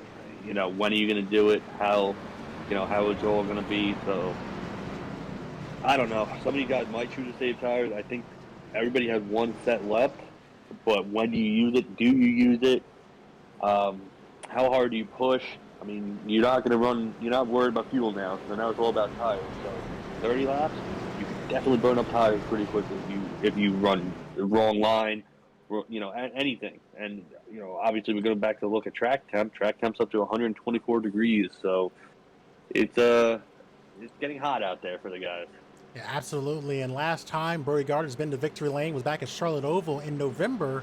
That's where he also claimed the regular season championship and kind of culminated what was a tremendous run of races where he won 3 races in a matter of 4 events, winning at Lucas Oil Auto Club and then concluding at Charlotte Oval. So tremendous run for him, looking to try and go back to victory lane, fighting with a driver looking to get his 3rd straight win here in the series right now, with Parker White having gone to victory lane at Texas Charlotte Roval over the last 2 weeks. Let's Let's see how it plays out. Coming to the green flag here for lap number 105. We're back underway here at Atlanta. What a great restart by Cole Williams. He's actually going to look the inside of Parker White right away. He's going to take second place. So that's going to put a little cushion for old Brody Garner right there as, maybe didn't fully clear him. And Parker White goes to the inside of Cole Williams. That was close. The battle for second back underway. Defending series champion Cole Williams in the 42 on the outside. Three-time winner this season, the 95 Parker White to the inside of the battle coming back to the line. What a night. It's getting more and more exciting here in hot Atlanta. The battle for second underway as Brody Garner tries to drive away. You got two champions. If Cole Williams can get to P2, running 1-2, and then you got another champion, I should say, in the Truck Series. Parker White. Don't take away Parker's championship. That is our defending Truck Series champion running there in the third position right now. And Cole Williams will go ahead and get to second right now. Highest he's run all night here in the race, and he's up 14 positions so far tonight. Yeah, so you got three champions running up front. The cream really does rise to the top. And actually, I want to see if my mental notes are actually right now while we watch this battle. Up here, I have an all-time winner chart, and who has the most wins overall. Not Parker White only has 3 in the Premier Series, but we go to the Truck Series. He's tied right now. Well, no, actually, Brody Garner has a win or 2 in the Truck Series, so he's a couple wins behind. But you're looking Brody Garner and Parker White combined over 25 wins in Redline. So definitely a fierce top 3 with Cole Williams thrown in there. So you talk about 30 wins right there and three championships. So they're going to be hard to beat tonight. Absolutely. As we see Parker White blink away there for a moment. I apologize. We were watching him there battle with Cole Williams there. Disappeared for us. So unfortunately there, I was really wanted to see how Parker White was attacking that battle there. But it looks like the connection issue have just impacted our driver running in second position, which now there's another wrench into this race here. So sorry about the camera quick switch there. We were riding along with Parker White to see how he was going to attack and really pounce on the Cole Williams machine, but he's gone now. Unfortunately, right now we'll see that he's now a lap down. So I think a connection issue striking, unfortunate for our driver running inside the top 3. Wow. I mean, that's one more spot for everybody else in the field, especially the playoff drivers. Hard crash there. Hard crash off turn number 4. We're still green here. Still green right now as they're trying to get things sorted there. Not to jump across you, but we were watching for our camera high above turn 4. 18 hard into the wall. Somehow, some way they kept that car going. Yeah, and we had Brinkley who spun, so really, what in the world? I'm trying to actually look at that accident for Aaron Brown. So seeing some issue there between those drivers, and we'll go ahead and loop it back just a little further here. It's a little bit after the incident happened. We don't want to take away too much from the live racing, but yeah, just an incident between those drivers. The 18 catches the wall, then looked like also the 90 having some issues there as well. Wow. A lot of issues within the past 4-5 laps, and it's really shaking up the running order and how everybody's running, and playoff drivers and non-playoff drivers, and all while this is happening, Brody Garner's like, yeah, you guys keep on doing whatever you want. I'm going to keep on driving away. 23 laps to go. Brody Garner out to a 1-second lead over defending series champion Cole Williams. Sartaj Mann, haven't talked about him much this evening either. He is currently 7 points to the good right now entering tonight's race and finds himself inside the top 3 again, stringing together a nice little run tonight. Yeah, I don't know what Sartaj does or how he goes about his races, but he's never running up front in the first half of the race. But then he gets top 5, and we're just kind of like, oh, okay, you ended up here. So he knows how to get through these races and keep his car clean. He does usually have one of the cleanest cars at the end of the race, so another impressive run out of him.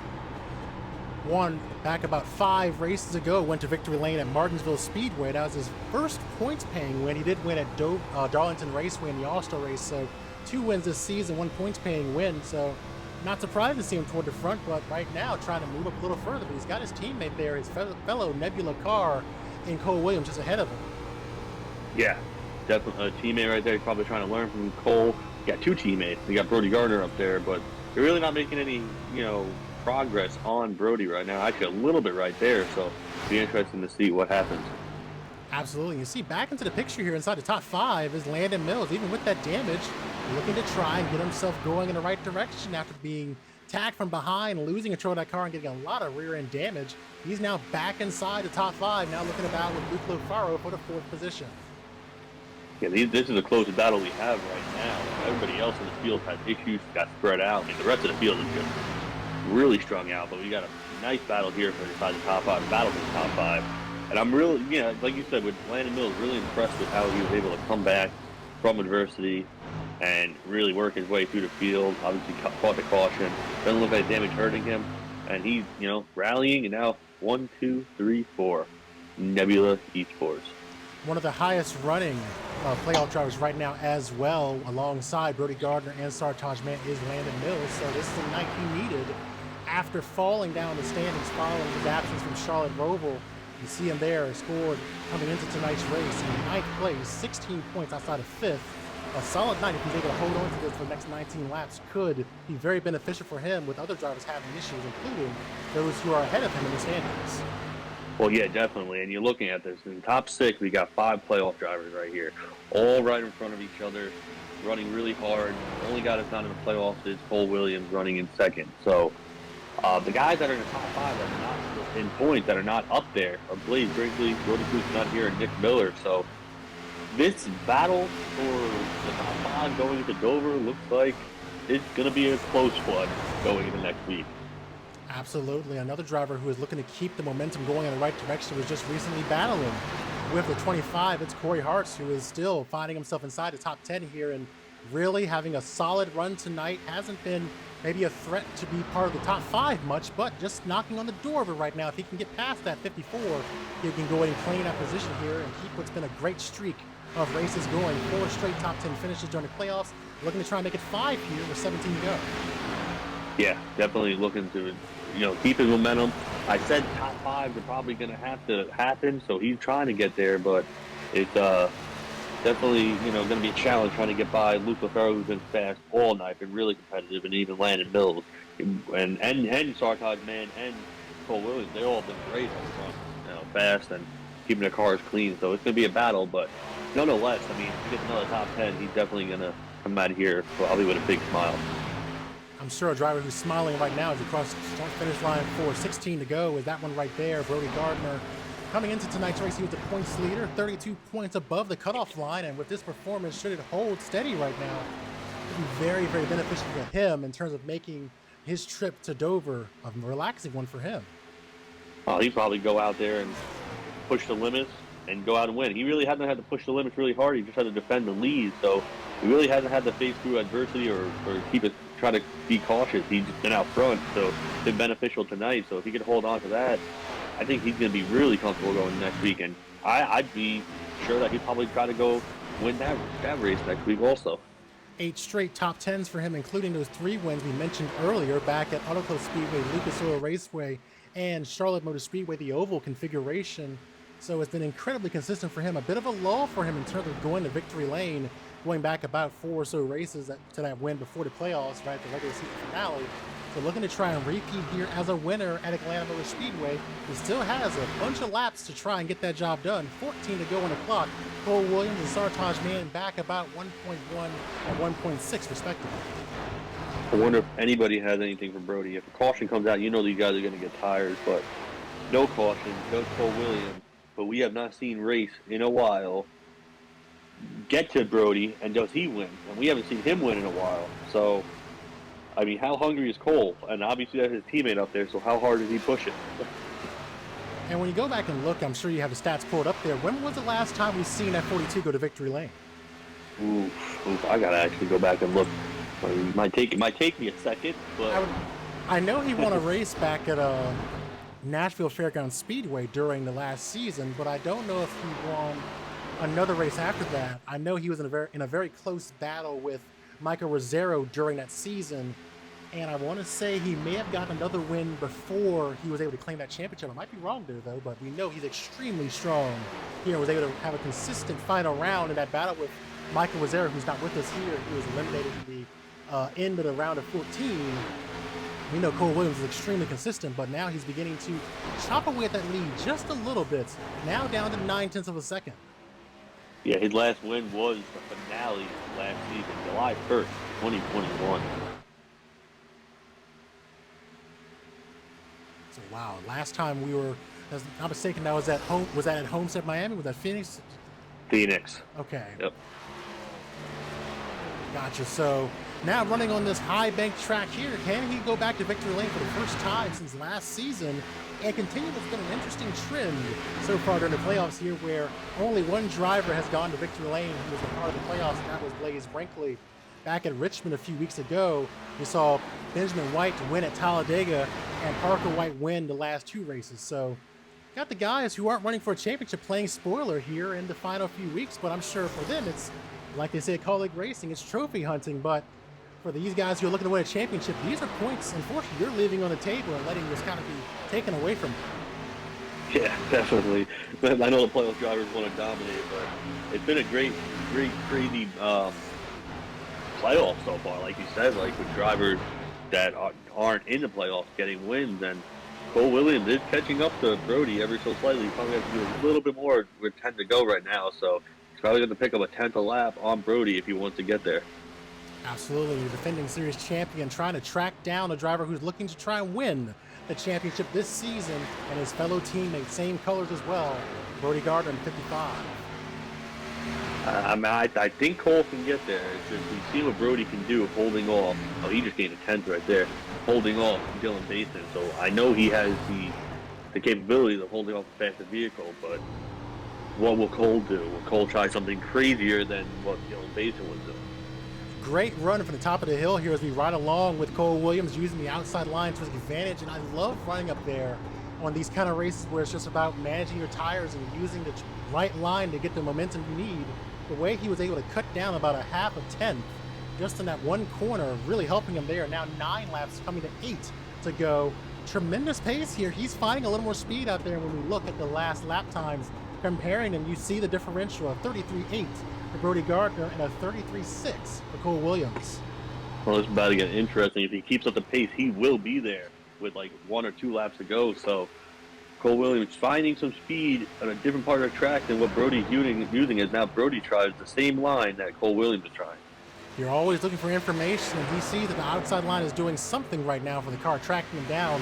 Watching this battle back behind him for 3rd position between a bunch of drivers here in this fray. You got Sartaj Man, you got Landon Mills, and you have Luke Lofaro there. And watching ever so carefully is a 57 of Cory Harts. They work their way through turns 1 and 2. The battle for this position far from settled here as they all jockey for position. Getting loose off the corner will be the 49, and now trying to close the door on his teammates. They're racing hard here with 7 to go. Last thing you want to do is take each other out when you got the full battles of playoff spots and a top 5 and on the same team. So they're going to try to race as clean as possible while having 2 guys not on the team right behind them. I'm sure that they would not mind at all seeing a bit of contact between teammates here if it helps them gain a couple of positions. We remember what happened back at Charlotte Roval last week when they were on the restart, the 49 making contact with the 55 on the approach to turn number 1, causing some damage for the 55 and relegating him back to an 8th, roughly a top 10 finish. I think he finished back in 10th position. So hurting him there a bit after that contact. I'm sure they don't want to have a repeat of that, but we're seeing the 49 and the 25 all duel here, while back out front, the lead holding steady at 0.5 of a second between Brody Garner and Cole Williams. Yeah, this looks like Cole Williams got the 0.5 and couldn't do anything with it. Does he have anything left in these last 5 laps to do anything with, or 6 laps, or no, 5 laps, my bad, to do anything left with Brody Garner? I mean, he's catching him, but he has to. It doesn't seem like he's getting through 3 and 4 like he wants to. No, not at all, but right now stalling out is Cole Williams. Brody Garner loving the sound of that as he works off turn number 4. The battle behind him continues for position as the 49 continues to keep that 25 at bay here. Just hanging on to the back of this group is Cory Harts back there in 6th, so this could have top 5 implications for these drivers. And of course, you know, we always talk to our top 5 drivers after each race. We'll hear from them here momentarily with 4 laps to go here at Atlanta. 4 laps to go. Nothing changing up front. Nothing changing right now for that top. Actually, no, never mind. I lied. Here comes Landon Mills to the inside of Sartaj Man for position doesn't look like he can get the throttle down. Looks like it's really hard to pass down there. Side by side coming through turn number 4, down through the tri-oval again. We'll see if these Nebula teammates can get this all settled down, all while the 54 of Luke Lofaro and Cory Harts watches this unfold way ahead of them, about by 2.5 seconds. Is about for the lead, still holding at 0.5 of a second. Cole Williams not able to track him down, but you'll still watch this great side-by-side battle. The outside line working for Sartaj Mann, and may open the door for Luke Lofaro on the outside there on the 25. Yeah, it's going to open up the door for Luke Lofaro, but doesn't look like Luke is there yet. He might get the run off in turn 4. Doesn't. 25 is able to slot right back in. Now they're still in the same train that they were before. This is paying off for Sartaj Mann. He's playing defense here, and when you're that car that's in front leading that train, you're able to cover your bases here and use the momentum off the corner to keep everyone at bay here, and it's paying off so far. But out front right now as we come around for 1.5 laps left at our night here at Atlanta, still leading this race is Brody Garner, the lead, still holding at 0.5 of a second. 0.5 of a second, really no gain. Like I said, Cole Williams got to 0.5, but Brody just figured a way to maneuver around, and one to go for Brody Garner, who has been up front all night and been playing the air game whenever anybody gets close enough to him. You know, it's been a tremendous run out of these drivers here, really just persevering through what was a tough race. The hot temperatures, the slick conditions on track proving to be difficult for them. But Brody Garner, a driver who knows how to get to victory lane, he has done it 6 times this season, including at intermediate tracks like Charlotte, his most recent win. He'll go ahead and notch win number 7. As he comes across the line, he'll take the victory. Brody Garner wins here at Atlanta. What a great drive by Brody Garner, and he tries to solidify himself into that final 5. Sartaj Mann hangs on for 3rd. Landon Mills back into 4th, and Luke Lofaro 5th. Cory Harts about to settle for 6th as Nebula Esports celebrates another win here. Going to victory lane is Brody Garner for the 7th time this season. Tremendous run for him, and finally getting a win here in the playoffs. Oh yeah, doing exactly what he needs to do, and being the only playoff driver to get a win in the playoffs. No, Blaze Brinkley as well. Oh, Blaze Brinkley. Yep, to join him. Yep, never mind. My bad. My mistake. You're fine. You're fine. One of two. Yeah, Benjamin White getting a win back at Talladega, and 2 wins going to Parker White, breaking his streak at 2 races won. And now Brody Garner will celebrate the victory here and help take some weight off as he goes to Dover next race. Oh yeah, definitely will help him out and get him in a better situation for next week, and might see him go for a win and really push a lot harder over there. So be interested to see what happens next week. But congratulations to Brody. He did a great job and was able to play that air game pretty well. Give a call to Cole Williams back there in the 2nd position. Really just haven't talked about him much at the beginning of that race because he was kind of just lurking back there. And maybe it's because we haven't been running and haven't seen him on the track as much this season. We shouldn't be surprised if that's the Cole Williams we normally see out on the track. Someone who is able to get to the front at the right time, and he capitalized on some of the troubles other drivers were having to be able to find his way to P2. And Sartaj Mann as well. Another podium finish for him. Landon Mills, Luke Lofaro completing the top 5. So yet again, Nebula Esports having a tremendous evening here, claiming the top 4 positions. Doing a wonderful job as you try to get these guys now situated in the waiting room to get them ready for interviews. Great run by a lot of guys that needed good runs, and obviously we've seen some of the guys that had some issues tonight. So be interested to hear I really want to hear what the top 5 has to say about the track, because it definitely changed throughout the season. Absolutely. Well, absolutely. And we'll start talking to them right now and bring in our first driver to talk to, which will be Luke Lofaro, who finished in 5th position, down 1 spot from where he started, but still a solid top 5 run. Driver of the 54 Supra. Do you got us? Yeah, I gotcha. So talk to us about your night out there. That track looked like it was steaming out there. How did the car handle during that race? And talk about that long green flag run on those tires. Yeah, it was really hot. I thought it was gonna be really loose, but the car setup was it was actually pretty tight. I didn't expect it to be like that. But near like what you said, the long run there, near the last 10 laps of it, it started getting loose off the exit really bad. So it was kind of like a weird setup. I didn't expect it to drive like that, but it wasn't necessarily bad. It was just not what I expected. I I kind of just stayed around sixth, fifth the whole race. It's just a solid day all around. So when you're looking at the end of that race, you were in a heated battle there, got a bunch of cars around you at the end of the race. Talk about trying to just to get through the end of this race on those worn tires and also get the best position you can. How's the car handling when you're in traffic? Oh, it was it was really tight. When you're in somebody's dirty air, it was not fun to be in. So unfortunately, like the last 8 laps, I was behind Mills and Sartaj. My car was handling really bad, so I was pretty much just trying to run where they weren't. That last like 10 laps were really fun racing though with us three. That was a good finish for us, and it was pretty fun. So we haven't seen you very much here, and we hope to see you next couple of races. We know you run pretty well at some of these tracks maybe coming up. We got Dover on the schedule next week. We got Las Vegas, Iowa, Homestead. Of those, do you think you could see you maybe repeat a similar performance like this again? I would say Homestead, Vegas, and then what was the other two? We got Dover next race, and we got Iowa in 2 weeks. Iowa, definitely. Dover, I'm not. Yeah, I'm not. The Dover's like probably one of my weaker tracks, so I'm probably not gonna do so well there. But the 3 races after that, I could definitely kind of repeat the performance I put on today. Awesome. Well, you look good out there. You know how this normally goes when we have you here. And of course, you were a race winner earlier this season. Don't want to discount and take that away from you winning Pocono earlier this season. So before we let you go and enjoy this top 5 finish, anyone you want to shout out or mention? Just like to thank my teammates and yeah. Awesome. Well, always good hearing from you. Look forward to seeing what you do when you join us for another race. And we'll keep our eyes on you when we start going to some of these other tracks that are in your wheelhouse. But congratulations again. Yeah, thanks. All right, we'll keep working through our interviews here. The next driver we'll bring in will be the driver of the 25, finishing in the 4th position. Landon Mills, a good night for him there. And, you know, he's had to persevere through some tough nights, and tonight was one of them, having a good run. Got some damage after going on the pit, trying to get on the pit road, and able to rebound for another top 5 here as he eyes a championship 5 appearance. Driver of the 25 Supra, Landon Mills, do you got us? I have you.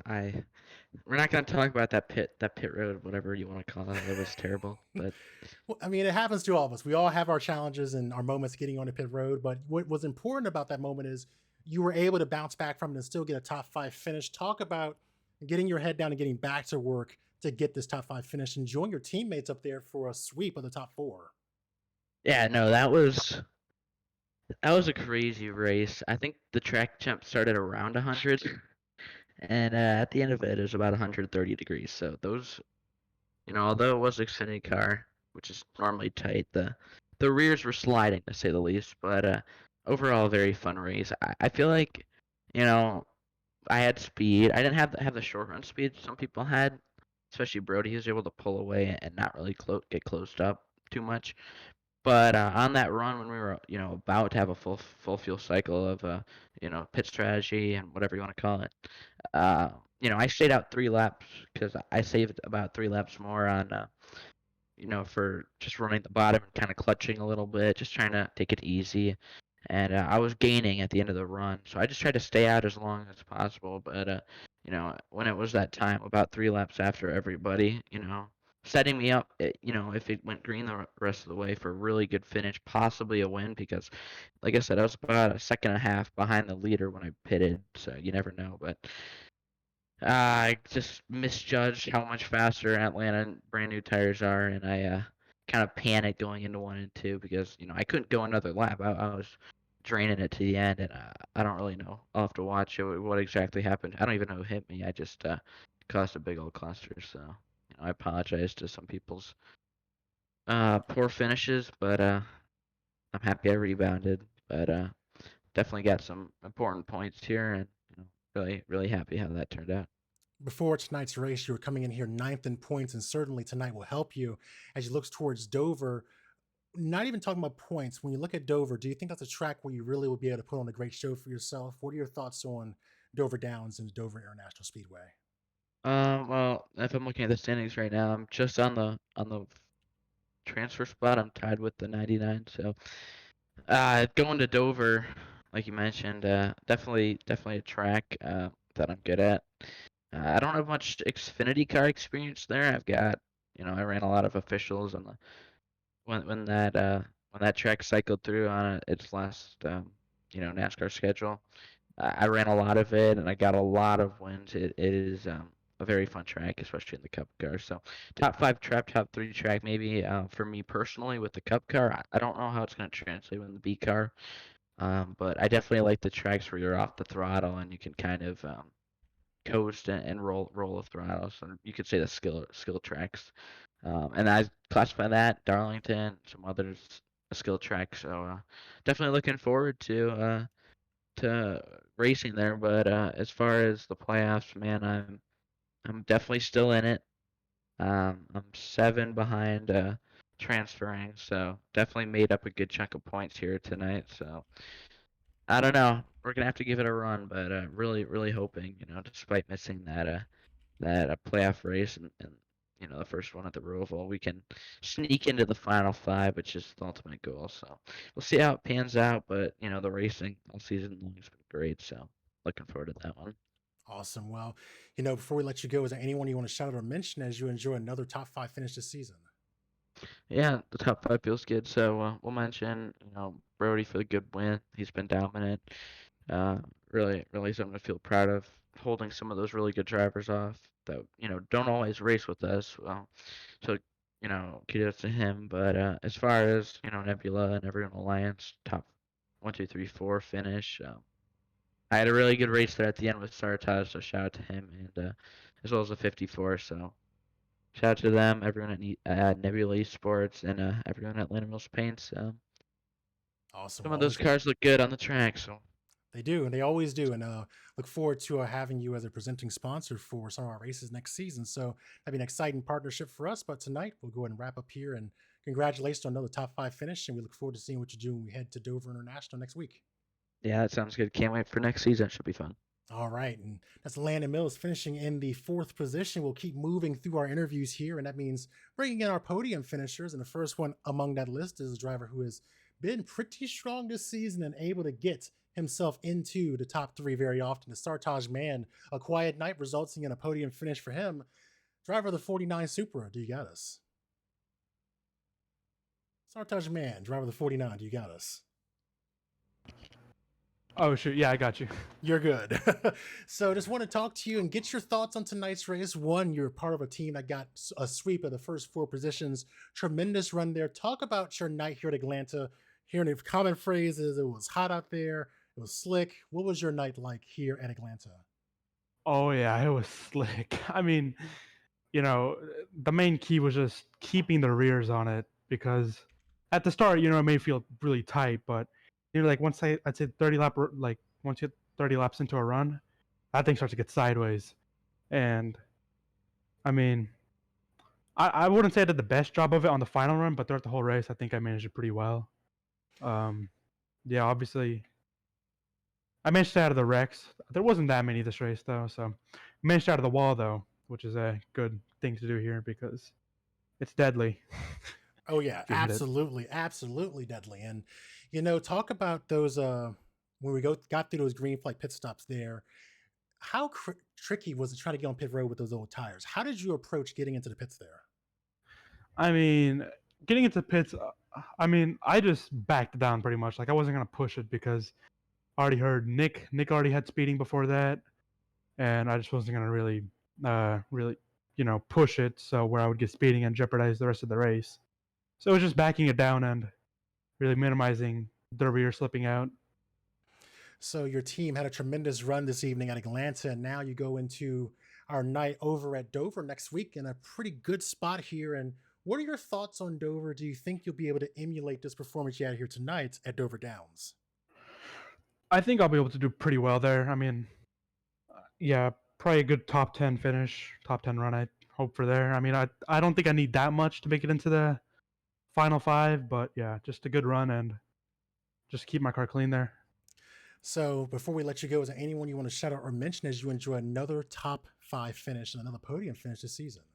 Nah, nobody to thank. Awesome. Well, always good having you in here. Another top 3 finish. You have been one of those drivers we keep our eyes on all the time. We know the last time you've been to victory lane was Martinsville back there in November. So we'll see if you can do the same thing again. Maybe get yourself another W when we go to Dover, and we'll see if you join the championship 5 here after next race. So congratulations again, and wish you a happy new year. I haven't said that to other drivers, but wish you a happy new year, and we'll see you when we get back to racing on January 6th. Yep, happy new year to you as well. All right, we'll keep moving through our driver interviews here. The next driver we'll bring in will be the driver of the 42. Someone we haven't talked to in a good while here on the channel. It's always good to have this driver back in our booth. It'll be the driver of that 42 Ford, Cole Williams. He is your defending series champion, running a part-time campaign. I want to go ahead and equate him to Nico Rosberg, where he wins the championship and just disappears afterwards. So we got our defending series champion here after a great run at the end. The 42, Cole Williams, you got us. Yes, sir. So talk to us about your night out there. It was a pretty quiet evening for you toward the first half of the race. And then all of a sudden, there you are in that 42 Ford, making a push to try and win this race. Yeah, man, this track is definitely one of my favorites. It's so much fun to run. The setup that iRacing has is that for once they've actually not missed on it. It's very 100% fuel would be too loose, but I think a fuel fill basically is about perfect for this setup. It's just like it's like tight, and then you get a little push loose on exit, but short run you're gripped up because it's abrasive track and fresh tires, B car, and then obviously you got to save your tires out the entire run. We had a 50 lap run there, and I was probably the fastest one on track. Obviously, I literally was just quite like relative to the other cars, literally stopped on the track with how slow I was going, and then I came flying up to like 6 because that's what I always do in these races because it's just more efficient for me to try to save tires and then just totally pass people.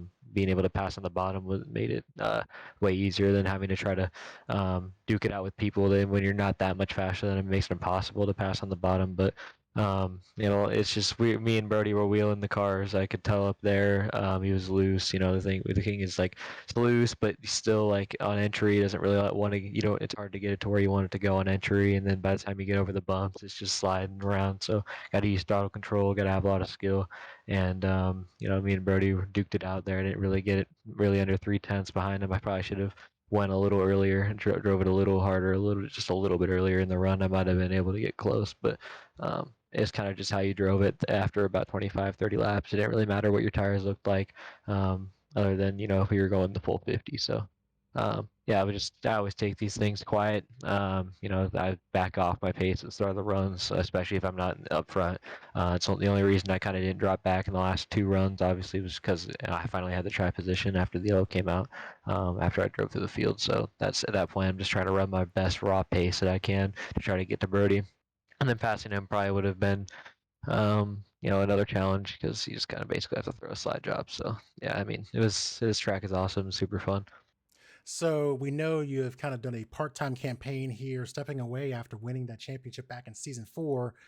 Update to people who maybe have seen you back last season but haven't seen you here. What have you been doing on the service? Just kind of trying other leagues, driving different cars. What are you doing here on iRacing when you aren't racing on here in Redline? I haven't done that much, honestly. I kind of just relaxed off of doing a lot of racing after the summertime. I had a lot of things going on in life with sports, school, so I've been focused on that and doing really well in both of those respective things. So, and also just trying to, enjoy the time on iRacing instead of just totally sweating and practicing for hours and building setups and stuff and testing for open official races. But that's basically what I did after that season was done. I tested a lot, worked on setups and tried to learn how to get better at open stuff, because it's really, if you ever want to get to the top, you have to know how to work on the cars. You have to have opportunities, and you also have to have raw skill and fixed and open to drive the cars, no matter how the setup is tight, loose, balanced. It's just whatever car it is, A, B, C, ARCA, you got to be able to do it all, road course. So who knows, what that'll equate to, but kind of just relax mainly. I mean, I think overall just kind of wait until RTP time, I guess, but just mainly try to get better setups and just strictly focus on iRacing more. Just trying to, if we're talking just about iRacing, just try to get better at open stuff, and running, road courses too, because you got to be good at those too, especially with 7 on the schedule or whatever in NASCAR in real life. So yeah.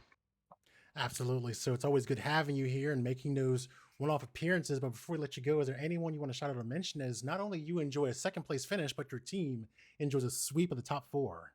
Yes, sir. Shout out to Nebula, of course. Shout out to Brody on the win. I know he's just been dominating the series with the points and stuff. I know Sartaj, Landon, everyone up there. Obviously, Storm had a tough night tonight, but shout out to everyone that was racing with us. Parker as well, Dylan, of course.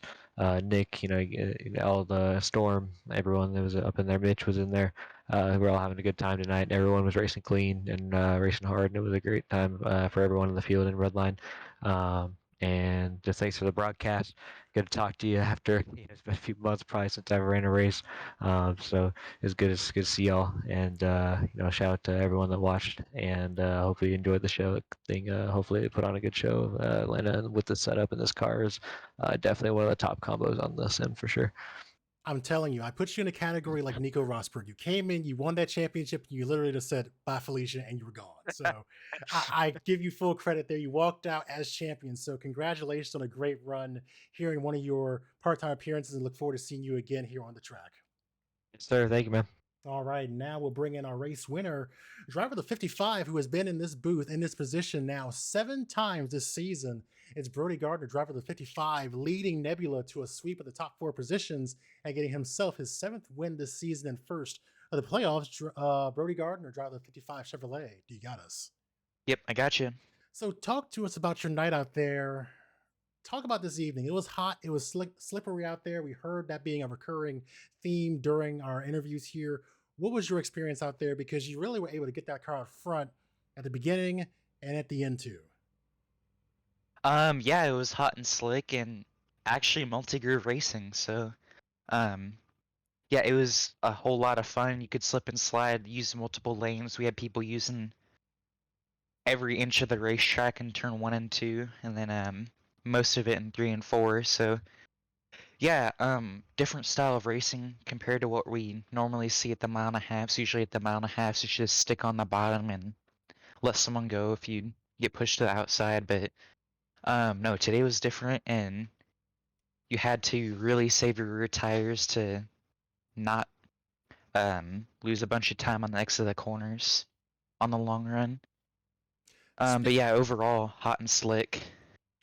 I was going to ask, speaking of the long run, how did the car handle for you? It seemed like there were a couple of brief instances where there was a bit of instability in the car, especially in the rear, maybe coming off some of those corners, but largely it seemed like you had the car under control. How did you do that on those long green flag runs when you had to basically just let those tires die out over the course of the run? Oh, it was very, very difficult. At the end of the race there, final 10 laps, on the exit of turn 2, trying to get to the bottom and then get the power down to get a good exit. It was like trying to balance an elephant on a bicycle, with the throttle and the steering input, and trying to go fast at the same time.